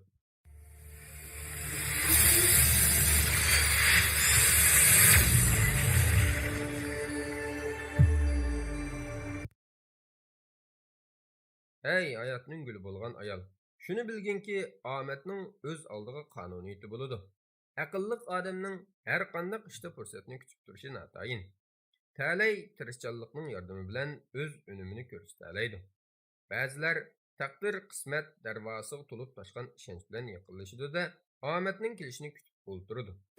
Ba'zilar sal jonliqroq ish ko'radi. Ular taqdir darvosidan ehtiyotchan, ammo yurakli holda mardona qadamlar bilan kirib ketaveradi. Ular go'zal axloq va botirlikdan iborat qanotining xosiyatidan hammadan ustun jasorat orqali omad bilan kelishadi. Oxirida fursatni g'animat bilib, maqsad muddosiga yetalaydi.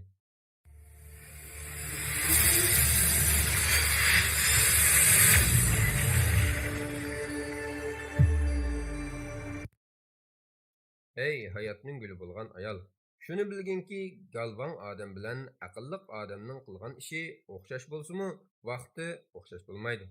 Aqlliq odam muvofiq payt qiladi. Galvon odam nomuvofiq payt qiladi. Agar sen aqlingni boshqa joyda ishlatmasang, boshqa har qanday ishni ta'tir qilib qo'yasan. Ya'ni, beshingga kiydiganni oyog'ing bilan dafsanda qilasan. O'ng bilan so'lni almashtirib qo'ysanda, so'l qo'lingni o'ng qo'l o'rnida ishlatib solasan. Aqlliq odam qaysi ishni avval qilish, qaysi ishni keyin qilish kerakligini oldin mo'lchallab chiqib, ondan ko'ngillik holda qilishga kirishadi va shuning bilan o'zining obro'yini o'stiradi.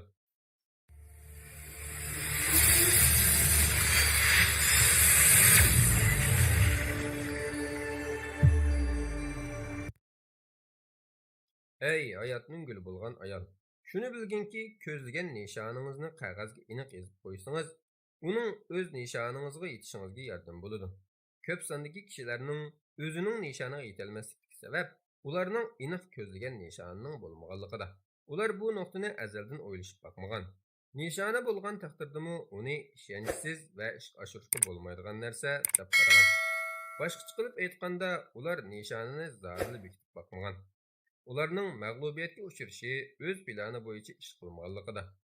Muvaffaqiyat qozonuvchilar sizga o'zining qayerga borganligini, taxminan qanchalik vaqt ketadiganligini, u yerga nima uchun borganligini, kimlar bilan jafo mushaqqatda birga bo'lganligini aytib bera.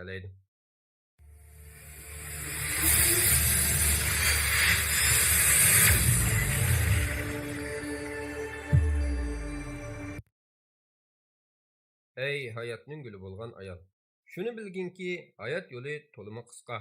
Uni g'am andisha, qayg'u hasrat bilan zoya qilish aziz jonni zoya qilganga barobar. Boshqalarni afv qiling. Afv qilish sizga tinch aromlik baxsh etadi.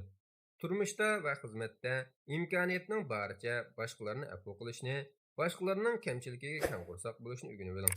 Chunki dunyoda nuqsonsiz odam yo'q. Siz balkim birarsini o'zingizga hurmat qilmadi deb ayblab, qo'rsqingizda o'chmanlik saqlashingiz mumkin. Lekin inchga o'ylaganda, balkim o'zingizni xatolik o'tkazmaydigan odam deb o'ylamang. O'zingizning mag'lubiyatingizni kulib o'tkazib o'tib, o'zingizni afv qilib, undan keyin qimmatga ega hayot nishoningizni tirishib ishga oshiring.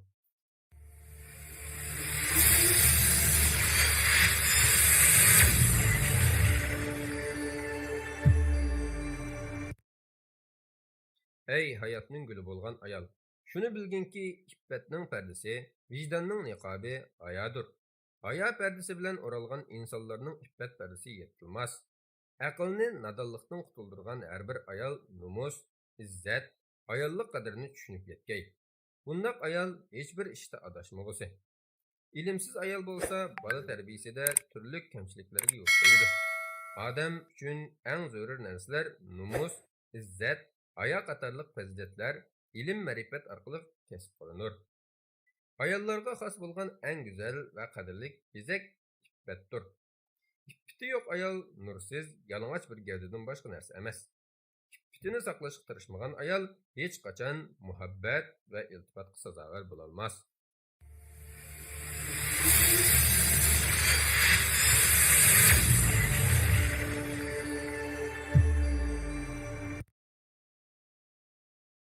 Ey hayotning guli bo'lgan ayol, shuni bilginki, kishida ikki xil go'zallik bor bo'lib, ular ichki va tashqi go'zallikka bo'linadi. Tashqi go'zallikka kishining hamma a'zolari, masalan, ko'z, quloq, tish, qosh, yuz, lav, og'iz, qo'l, oyoq, qomati kiradi. Ichki go'zallik bo'lsa, kishining yoqimli xuluqlari bilan bezinishidir. Bu xuluqlar muloyimlik, sazovat, saxovat, shijoat, ilm, kamtarlik, iffet, nomus va shuning o'xshashlardir.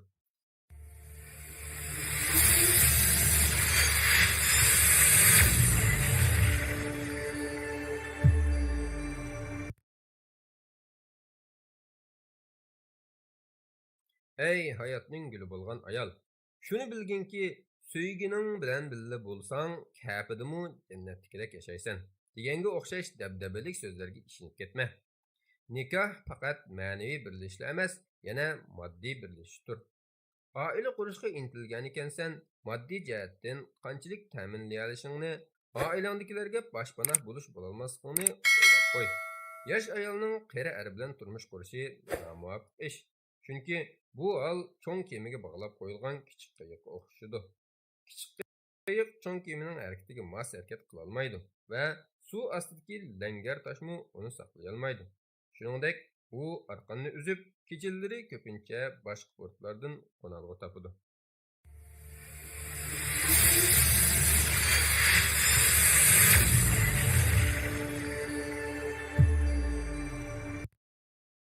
Ey hayotning guli bo'lgan ayol, shuni bilginki, nikoh xuddi butunlay tanho ikki dunyoni tutashtirgan ko'vrik. Nikoh ikki ruhning birlishi bo'lib, barliq jafo mushaqqat va qiyinchiliklarni o'rtaq yengishni maqsad qiladi. Bu jafo mushaqqat va qiyinchiliklar go'yo zaharlik yilondek har kuni kishining qalbini chaqadi. Nikoh hargizmi romantik kishilar tasavvur qilganidek bo'lmasdan, balki iqtidor ustiga qurilgan tuzumdir.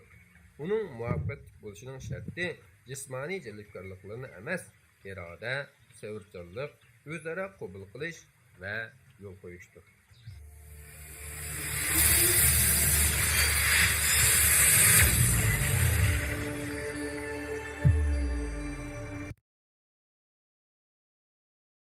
Ey hayotning guli bo'lgan ayol, shuni bilginki, sen yer bilan bo'lsang, u osmon bo'ladi.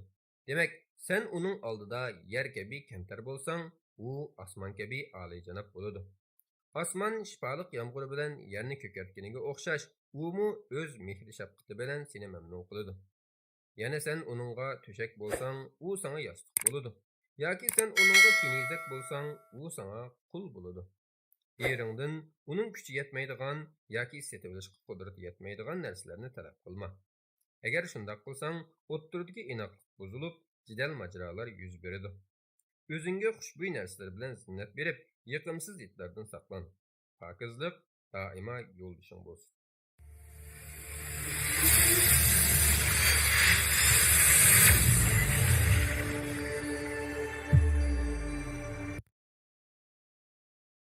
Ey hayotning guli bo'lgan ayol, Shuni bilginki, ochiq va yapti gaplarni qilishdan neri bo'l.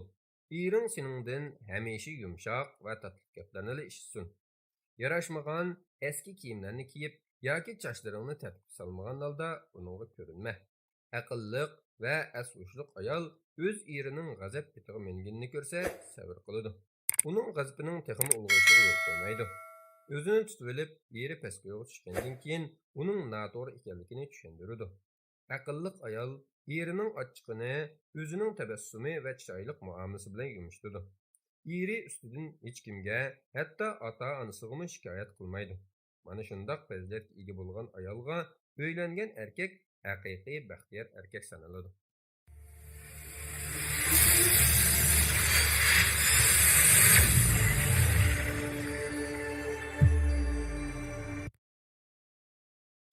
Ey hayotning guli bo'lgan ayol, shuni bilginki, agar er-xotin o'rtasida ma'naviy o'rtoqlik bo'lmasa yoki ma'naviy ehtiyoji kamchil bo'lib, faqat yaxshichoqlik va hissiyot munosabati bilanla kun o'tkazib kelgan bo'lsa, har qaysisining psixik xarakteridan kelgan ba'zi aloyiliklari ma'lum paytga borganda ularning o'rtoq turmushida shiddatli davrinish paydo qiladi.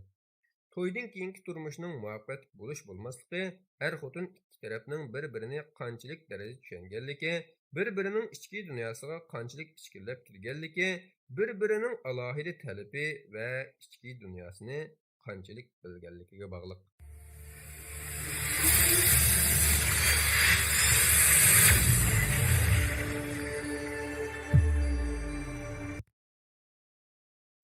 Ey hayotning guli bo'lgan ayol, shuni bilginki, qiz balaning tarbiyasi alohidadir.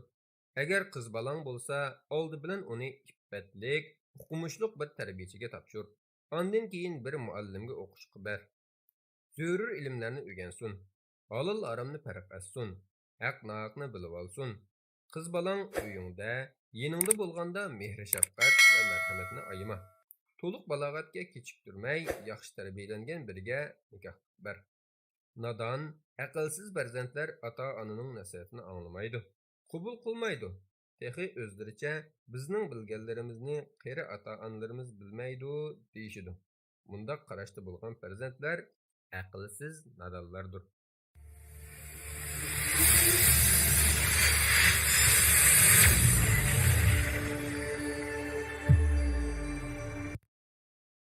Ey hayotning guli bo'lgan ayol, shuni bilginki, aqlliq bo'lgin.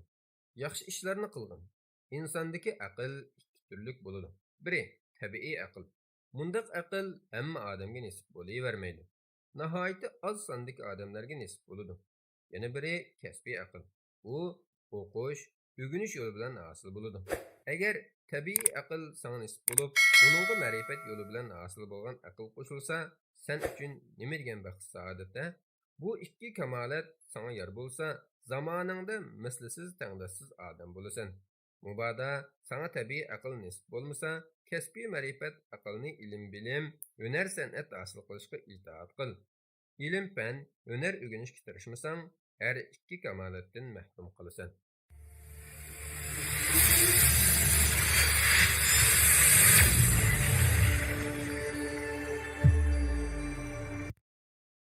Ey hayotning guli bo'lgan ayol, shuni bilginki, tamaxurluq bir xil nachar axloq bo'lish bilan bir odamning ruhiy va ish harakatida ifoda topsa, shu kishini jamiyatdagi eng nafis, eng xor yo'nalishga qarab ittiradi. Agar bir qavm, bir millat, bir el vujudida aks etsa, bu shu qavm, shu millatning o'zining isil axloq mezonlaridan olg'a bis nishondan ayirib yo'qolishga yuzlanganligini tushundiradi. Agar bir qavm, bir millat tamaxurluq kesiliga mubtalo bo'lib, faloni millatdan, pokoni davlatdan yordam kutsa, yordam qo'lini uzatarmikin deb tama qilsa, o'zining qiyin masalalarini hal qilish berarmikin degan orzuda bo'lsa, bundaq millat o'zining nishonini yo'qotgan bo'ladi. Tilamchiga baqqan bag'ir toshning qarashlaridek sovuq muomalaga uchraydi.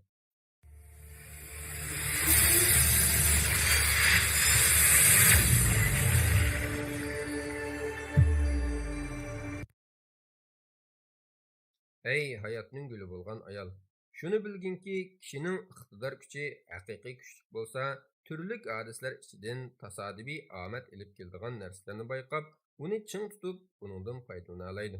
Iqtidori tuvan bo'lsa, omad yanada tursimi, uni ko'rmay o'tib ketadi. Iqtidor odamning bilimi bilan aql, idrokning ijtimoiy amaliyotdagi universal ifodalanishi. Omad bilan iqtidorning munosabatida hammadan muhim o'rinda turdig'ini odamning iqtidoridir. Biz har qaysi saflarda va o'xshash bo'lmagan saflarda ijtimoiy amaliyot jarayonida jafoga chidab, tirishib, ilm, fan o'rganish orqali o'zimizning iqtidorini o'stirsak, har xil a'lo omadlar ko'z oldimizdan o'tib ketolmaymiz. Erishadigan natijalarimizmi ko'p bo'ladi.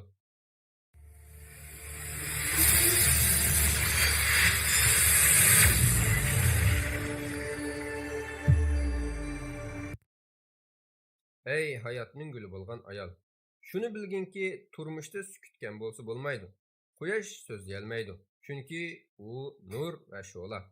Tog'lar so'zlayolmaydi, chunki u saltanat. Osmon so'zlayolmaydi, chunki u yuksaklik. Suzuk suvlar so'zlayolmaydi, chunki u jilvidorlik. Oltin so'zlayolmaydi, chunki u qimmat. Qarag'ay so'zlayolmaydi, chunki u yeshillik. Gullar so'zlayolmaydi, chunki u go'zallik. İnsanmı şunun o'xshash. Olijanoblar maqtanmasimi kishilarning izzat hurmatiga sazovor bo'ladi. Faylasuflar sukut qilish, peshib yetilish deydi. Mutafakkurlar sukut qilish esil fazilat deydi. Ma'arifshunoslar sukut qilish aql farosat deydi. San'atkorlar sukut qilish sehriy kuch deydi. Shundaq sukut qilish erishmak tas bo'lgan jahondorchilik yo'lidir.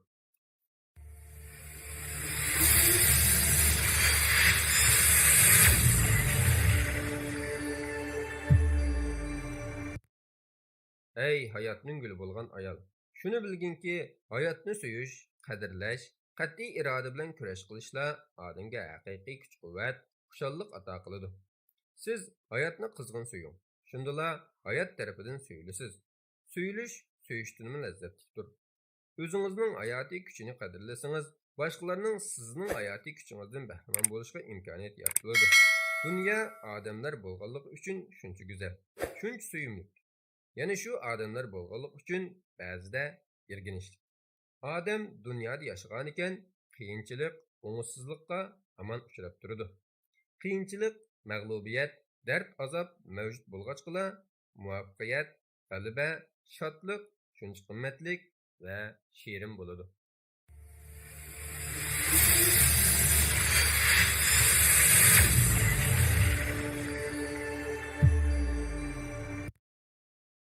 Ey hayotning guli bo'lgan ayol, shuni bilginki, balalar ilhomlantirish ichida turmush kechirsa, o'ziga ishonishni, maqtash ichida turmush kechirsa, takabbürlikni, muvaffaq taqdirlash ichida turmush kechirsa, o'zining izzatlarini saqlashni, iza ahonat ichida turmush kechirsa, o'zini tuvan ko'rishni, barobarlik ichida turmush kechirsa, odillikni, sabr toqat ichida turmush kechirsa, sabrchanlik va qanoatchanlikni, urush jidal ichida turmush kechirsa, kazzoblikni, bek amroqlik ichida turmush kechirsa, hasadxo'rlikni, toptani ichida turmush kechirsa, boshqalarni ayblashni, mehr shafqat, kamchil muhit ichida turmush kechirsa, boshqalarga so'q muomala qilishni o'rganib qoladi.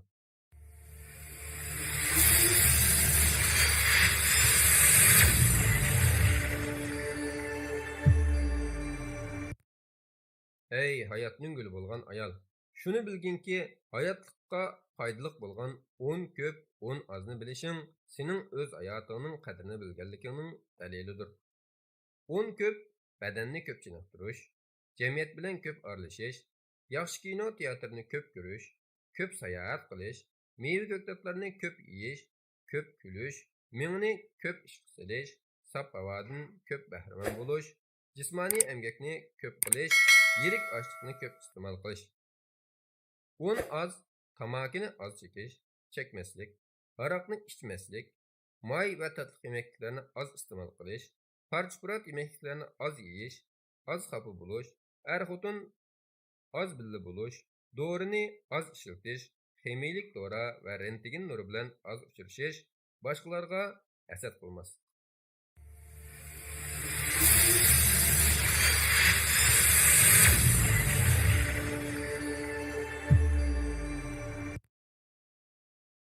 Ey hayotning guli bo'lgan ayol. Shuni bilginki, kishilik hayotdagi cho'ng ziyonlar ichida insoniy qadr-qimmatini yo'qotishni hisobga olmaganda, o'ziga ishonish ruhini yo'qotishdan boshqa cho'ng ziyon yo'q. Odamning qobiliyati hech qanday to'salg'u va cheklimga uchramaydigan, hech kimni butulkaga qochilib olmaydigan suv poriga o'xshash narsa. Qobiliyatini joriy qildirish uchun odamdek o'ziga qat'iy ishonish ruhi bo'lishi kerak. Her qancha amratlashib ketsangiz ketingki, eng qimmatli narsangizdan, o'zingizga ishonish ruhingizdan mahrum qolmang. Qaddi qomatingizni ruslab, maydangizdan kirib yuringki, g'urbatchilik oldida bosh egmang. Qat'iy irodalik bo'lingki, nachar muhit oldida bel qo'yib o'tmang. Muhitning xo'jayini bo'lingki, hargiz uning quli bo'lib qolmang.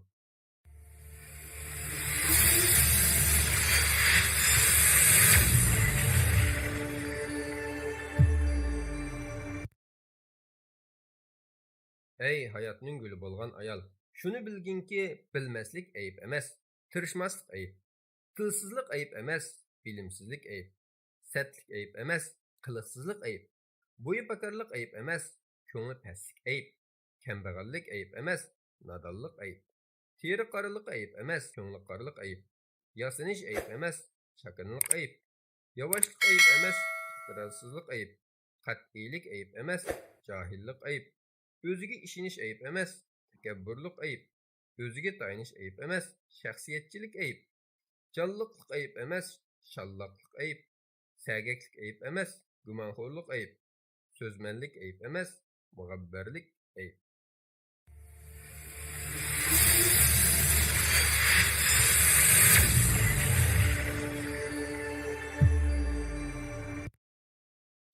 Ey hayotning guli bo'lgan ayol, shuni bilginki, iqtidorlik bo'lishning ma'nosi o'zing qilmoqchi bo'lgan ishni eng yaxshi usul bilan voyaga yetkazib o'rindashni bil demakdir.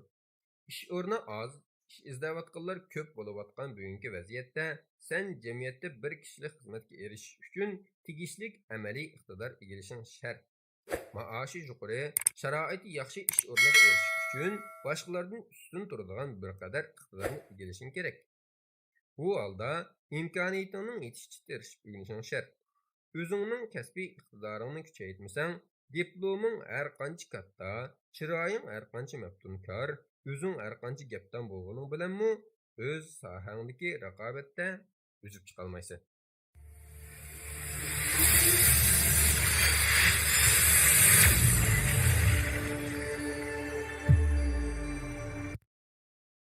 Ey hayotning guli bo'lgan ayol, shuni bilginki, tushunish zo'rma-zo'r bo'lsa bo'lmaydi.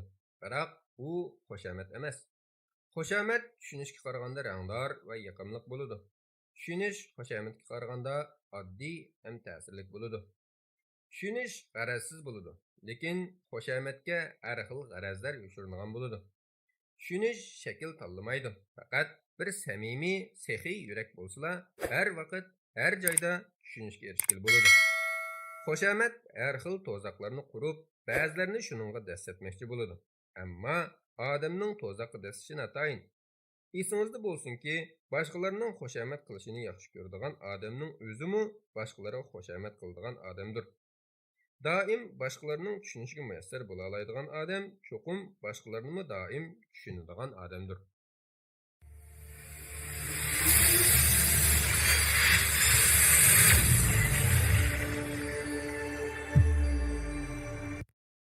Ey hayotning guli bo'lgan ayol, shuni bilginki, hayotlik sening foydalanishing uchun berilgan fursat, lekin bu hargizmi sening ilkingdagi narsa emas. Sen uningdan foydalanib o'z qudratingni oxirgi chekka yetguncha ishlatishingmi yoki ma'nisiz ishlar uchun sarf qilib tugatib o'tishingmi mumkin. Lekin mayli qandoqli o'tkoz, sana berilgan vaqt aman cheklik bo'ladi. Uni har qancha qilib tejayman desangmi, baribir tugab ketadi. Bir kunlik vaqtning o'tgani sening hayot darxingdan bir tal yupurmoqning to'kilganiga barobar. U garchi umr darxingda hech qancha muhim o'rin tutmasimi, biroq bir taldan to'kilib sening hayotingni qo'rtitadi. Shunga sen buningdan ilgari mansitmagan ashundoq bir kunlaring uchun hozirdan boshlab cho'nqur o'ylanib qo'y.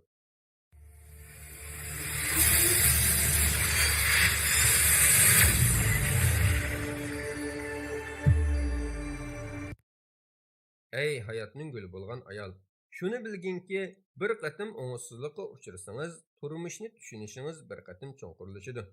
Bir qatim xatolashsangiz, kishilik turmush engingiz bir baldoq yuqori ko'tariladi. Bir qatim baxtsizlikka uchrasangiz, dunyo to'g'risidagi bilishingiz bir daraja pishib yetiladi. Bir qatim azob cheksangiz, muvaffaqiyatning mazmunini bir qatim mukammallashtirib olasiz. Mushu ma'nodan aytganda, turmushimizni shod-xuramlik ichida o'tkazishni o'ylasak, oldi bilan mag'lubiyat, baxtsizlik, o'ngishsizlik va azob-uqubatni tushunishimiz kerak.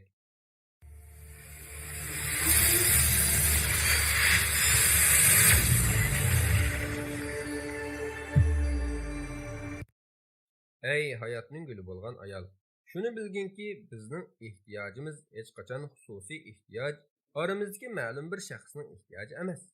Biz shon-sharafga, o'z nafsimizni qondirishga ehtiyoj emasmiz. Biz hamma bir niyatda bo'lgan qo'zg'atuvchi kuchga ehtiyojmiz. U bo'lsa, biz ulug' insoniyatni, shaxsiy erkinlikni o'z ichiga olgan bir millatni barliqqa keltira olamiz. Bir odam yep-yangi bir millatni yetildira olmaydi.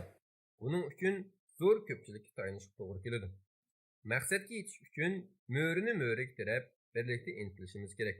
Mushundoq go'zal bir nishonni ko'z oldimizga keltirganimizda ajoyib shodlanib ketamiz. Shu maqsadga yetganda texmi ko'p kishilar qo'li bilan asoratni buzib tashlaydi. Barliq kishan bo'yinturuqlarni parchaqlaydi.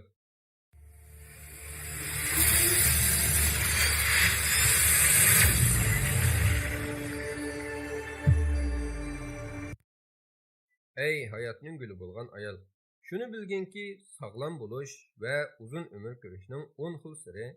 Birinchi, ideyada ochiq yo'riq bo'lish, umidvor aktiv bo'lish, kayfiyat muqim bo'lish. Ikkinchi, turmushda tartibli bo'lish. Uchinchi, emgak qilib turish va chiniqib turish. To'rtinchi, yetarlik uxlashga kafolat qilish. Beshinchi, yemak-ichmak tozaligiga diqqat qilish. Ziyoda ichib, ziyoda yeb ketishdan saqlanish. 6. İchimlik, chekimlikdan qattiq saqlanish. 7. Nachar odatlarni tuzatish. 8. Ushshoq kasalga sal qaramaslik. 9. Muhit tozaligiga diqqat qilish. 10. Emgak muhofazatiga diqqat qilish.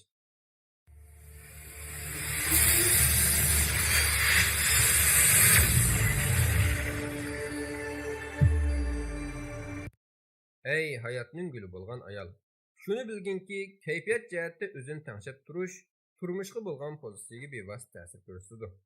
Hamisha o'zidan ilhomlanib, kayfiyatni obdan tutish kishini umidvor, olg'a intilishchan, sog'lom bo'lishga muvaffaq qiladi. Kayfiyati yaxshi bo'lmaganda, tushkun, passiv, irodasiz, hechnim berilmaydigan bo'lib qoladi-da, natijada kishida org'inlik ruhiy holatini keltirib chiqaradi. Hatto kasal paydo qiladi. O'zingizni o'zingizdan iborat kichikgina makonga qamab olib, boshqalarning nazaridan o'zingizni g'alati qilib, boshqalarning gap so'zidan andish qilib yurmang. Kechinib, o'zingizga o'zingiz xafa bo'lib ketmang. O'z foydasiningizning g'amida bo'lib qolmang.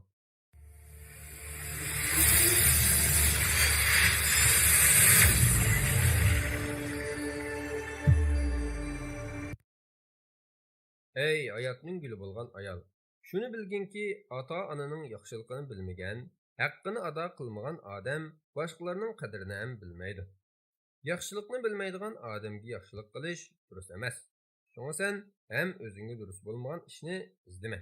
Farzandlaringdan hurmat talab qilsang, oldi bilan ota-onangga hurmat qil. Chunki farzand tug'ilgandan boshlab ota-onaning qilmishini ko'rib o'rganadi. Misoli, ota-onani bir mevalik daraxtga o'xshatsak, farzand shu daraxtning mevasidir. Daraxtning tarbiyati qanchaki ko'p bo'lsa, shuncha yaxshi meva beradi. O'xshashla, ota-onangni qancha ko'p rozi qilsang, ularning duosi bilan talab qilgan narsangga shuncha tez erisha olaysan. Ota-onang sendan rozi bo'lsa, Allohmu sendan rozi bo'ladi.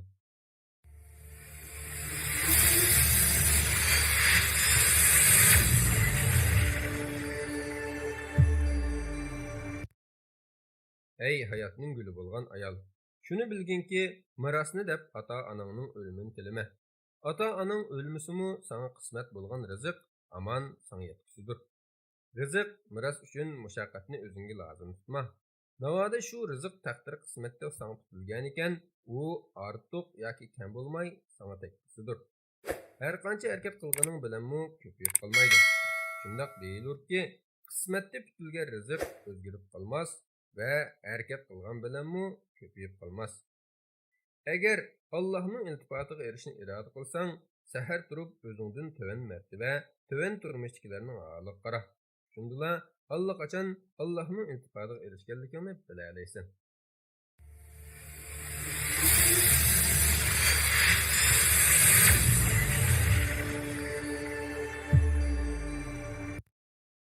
Ey hayotning guli bo'lgan ayol, shuni bilginki, garchi dunyo pul molning yo'qligidan kambag'al bo'lsangmi, aql farosatga boy bo'lgin. Chunki aql farosat, bilim mol dunyodan ko'p yaxshidir. Aql farosat va ilmni pul molga sotib olg'ili bo'lmaydi. Maldor pul mol egisi nodon, ilmsiz bo'lsa, pat fursatda muhtoj va gado yolg'a tushib qoladi.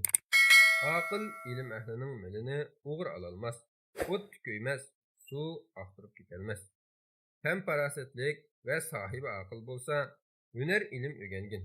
Chunki hunarsiz, ilmsiz dona go'yo kiyimsiz tan va jonsiz suratga o'xshaydi. Buni adab aqlning surati degan iboradan tushun.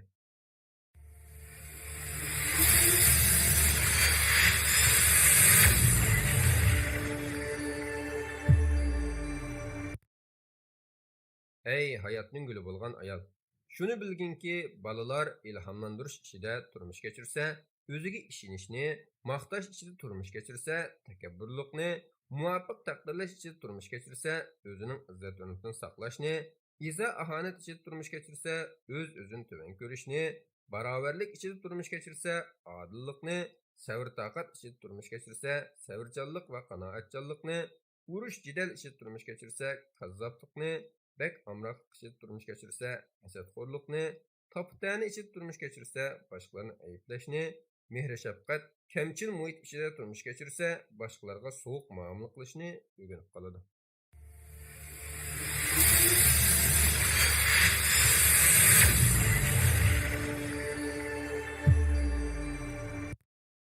Ey hayotning guli bo'lgan ayol, shuni bilginki, kayfiyat jihatda o'zini tanglab turish turmushga bo'lgan pozitsiyaga bevosita ta'sir ko'rsatadi.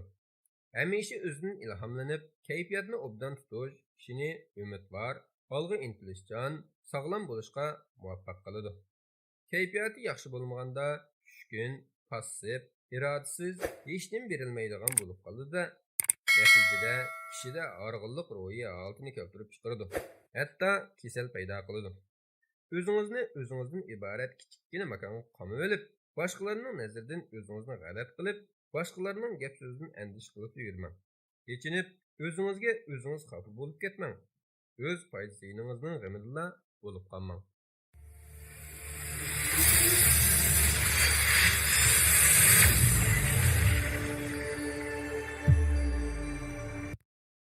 Olg'a intilishchan, sog'lom bo'lishga muvaffaq qiladi. Kayfiyati yaxshi bo'lmaganda tushkun, passiv, irodasiz, hech nima berilmaydigan bo'lib qoladi-da, natijada kishida org'inlik ruhiy holatini keltirib chiqaradi. Hatto kasal paydo qiladi. O'zingizni o'zingizdan iborat kichikgina makonga qamab olib, boshqalarning nazaridan o'zingizni g'alati qilib, boshqalarning gap so'zidan andish qilib yurmang. Kechinib, o'zingizga o'zingiz xafa bo'lib ketmang. O'z foydasiningizning g'amida bo'lib qolmang.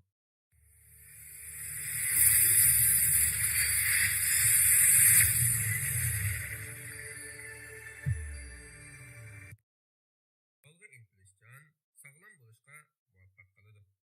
Kayfiyati yaxshi bo'lmaganda tushkun, passiv, irodasiz, hech nima berilmaydigan bo'lib qoladi-da, natijada kishida org'inlik ruhiy holatini keltirib chiqaradi.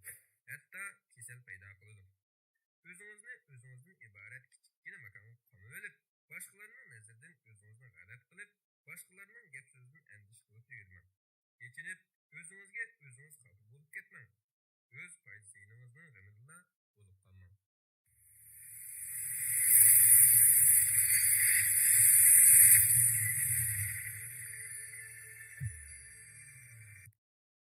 Olg'a intilishchan, sog'lom bo'lishga muvaffaq qiladi.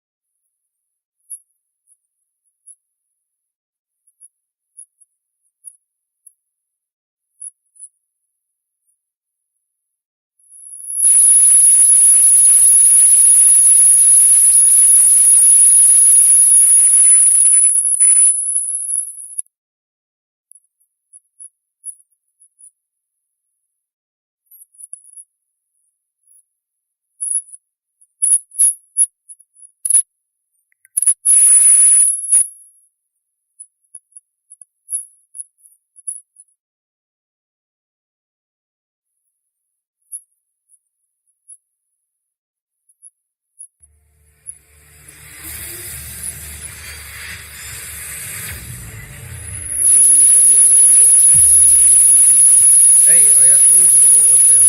Shuni bilginki, sen uchun eng zo'r boylik va eng ulug' martaba, eng buyuk fazilat iffetlik bo'lishdir. İffetlik ayol gerçi kambag'al bo'lsa-mu, biroq ma'naviy jihatdan badavlat hisoblanadi. İffetsiz ayollar har qancha badavlat bo'lsa-mu, nazarda faqir va hurmatsiz sanalır. Boyunga taqilgan marjonlar, bosh va ko'krakka qadalgan go'harlar, milyonlagan pul-cheklar bilanmi iffetni sotib olg'ili bo'lmas. İffet shundoq zo'r boylikki, buning asla bahosi yo'q. Xotin qizlar go'zal va chiroyliga pul mollarga emas, balki o'zlari bilan quvonmoqlari lozim.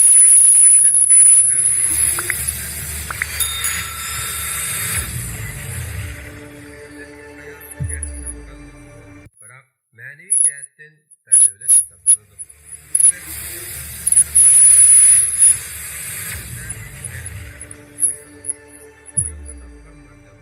Ey hayatning guli bo'lgan ayol. Shuni bilginki, sen uchun eng zo'r boylik va eng ulug' martaba, eng buyuk fazilat iffetlik bo'lishdir. İffetlik ayol gerçi kambag'al bo'lsa-mu, biroq ma'naviy jihatdan badavlat hisoblanadi. İffetsiz ayollar har qancha badavlat bo'lsa-mu, sizlar nazarda faqir va hurmatsiz sanalır. Boyunga taqilgan marjonlar, bosh va ko'krakka qadalgan go'harlar, milyonlagan pul-cheklar bilanmi iffetni sotib olg'ili bo'lmas. İffet shundoq zo'r boylikki, buning asla bahosi yo'q. Xotin qizlar go'zal va chiroyliga pul mollariga emas, balki o'zlari bilan quvonmoqlari lozim. Sen uchun eng zo'r boylik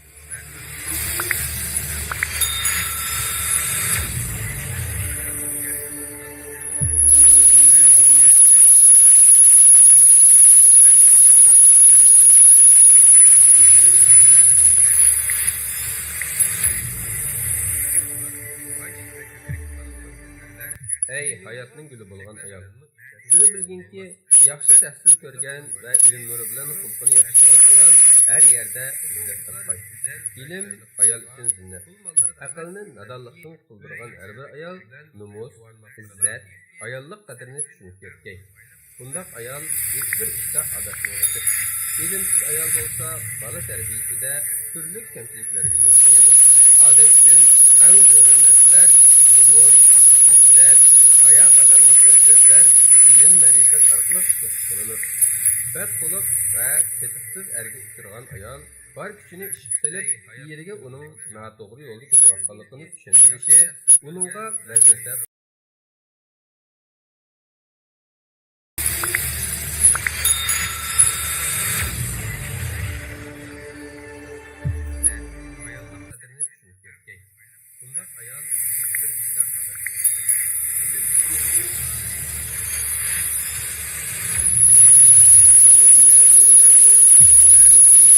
Ey hayatning guli bo'lgan ayol. Shuni bilginki, o'z aybini ko'rib yetalmaydiganlarla boshqalarning aybini ko'rmas qoladi. Allohning taqsimotiga rozi bo'lgan kishilar qo'lidan ketgan narsaga qayg'u tuymaydi. Tajovuzchilik qo'shini sug'argan kishi shu qilich bilan o'ldirildi. Birodariga o'g'ri bo'lgan kishi buningga cho'qim o'zishdir.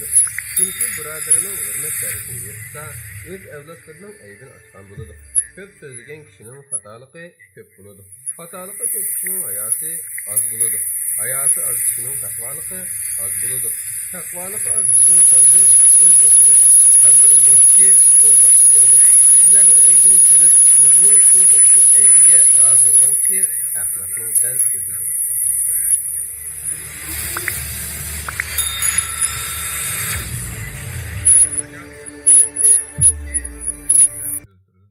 Birodariga o'g'ri bo'lgan kishi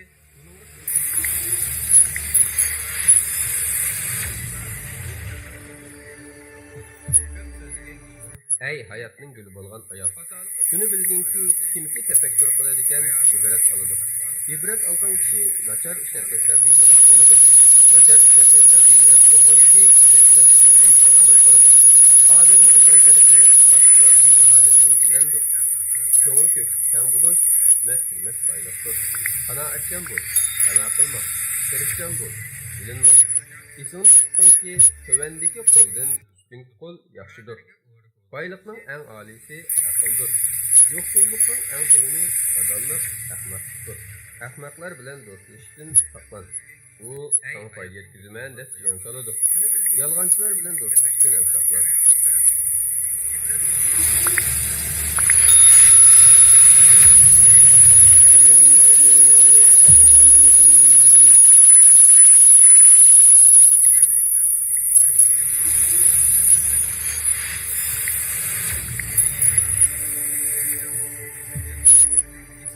Ey hayatning gülü bo'lgan ayol. Shuni bilginki, odamlar ustidagi haqlar ichida kishilarning minnatlaridan ig'ir narsa bo'lmaydi. Mayli qanchalik cho'ng narsa bo'lishidan qat'iy nazar, yuzingni to'kib qo'lga keltirgan narsang bilan xushal bo'lib ketmagin. Mayli nimani olg'in, yuz obro'yingni setib olishgan narsa qo'lim qimmat setilgan narsadir. Qanchalik sinoqni o'tgan kishi bo'lishidan qat'iy nazar, ishlaringni berma. Ehtiyot qil. Ehtiyot demak, donolik qilishdir.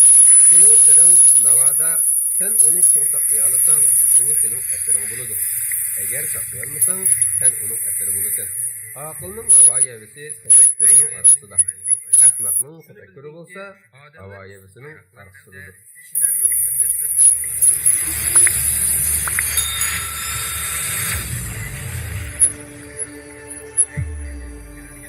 Meyli neminin algın, yüz abroğunu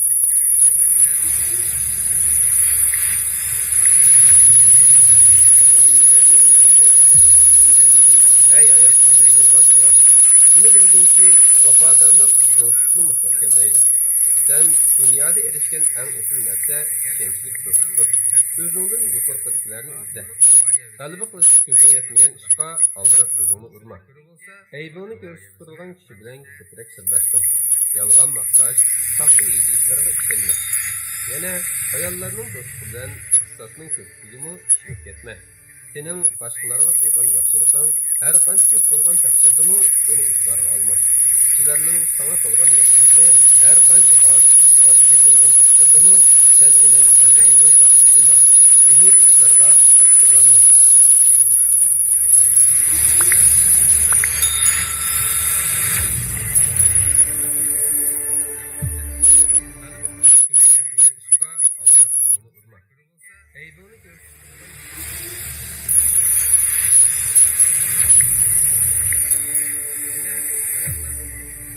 Ey hayatning gülü bo'lgan ayol. Shuni bilginki, sening dushmaning sana qarama-qarshidir.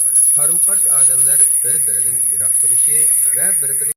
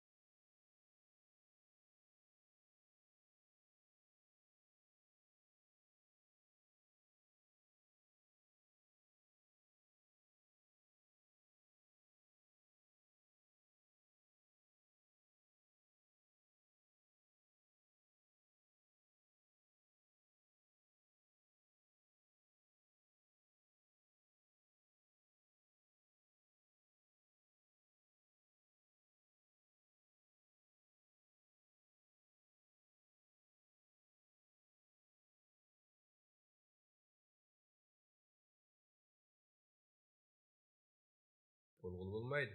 Su uxlasa uxlaydi-ki, düşman uxlamaydi. Ahmiyatsiz ishlarga aralashgan odam ahmiyatli ishlarni qo'ldan berib qo'yadi va o'zi anglashni xohlamagan narsalarni anglaydi.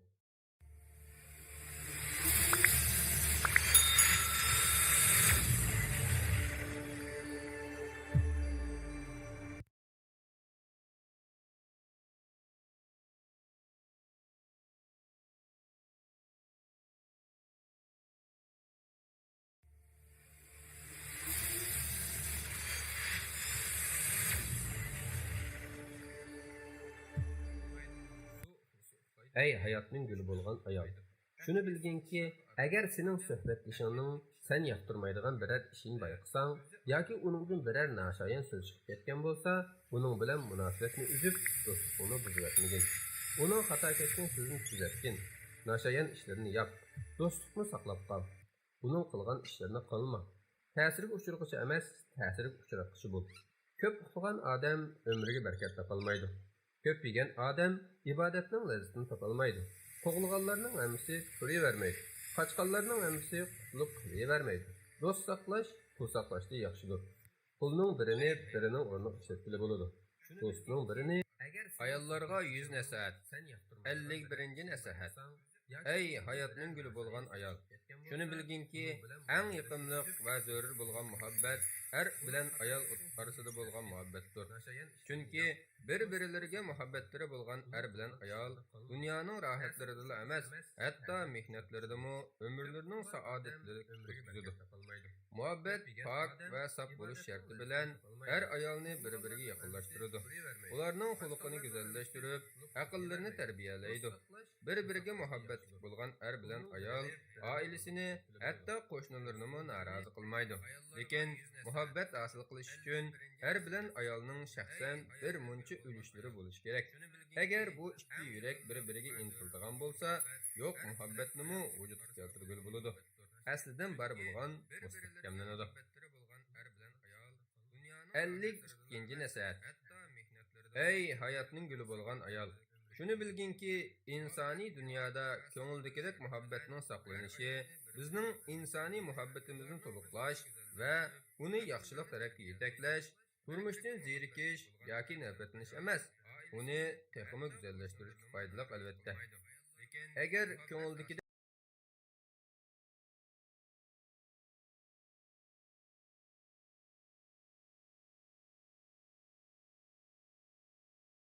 yettirib qo'yamiz. Muhabbatdan voz kechgan vaqtimizda u yana paydo bo'lib qoladi. Yig'ib aytganda, eng lozimligi qo'g'asiz oddiy hayot. Shuni bilginki, insoniy 53-ci nasihat. Ey hayotning guli bo'lgan ayol. Shuni bilginki, mehmon chaqirmoqchi bo'lsang, qo'ling uzun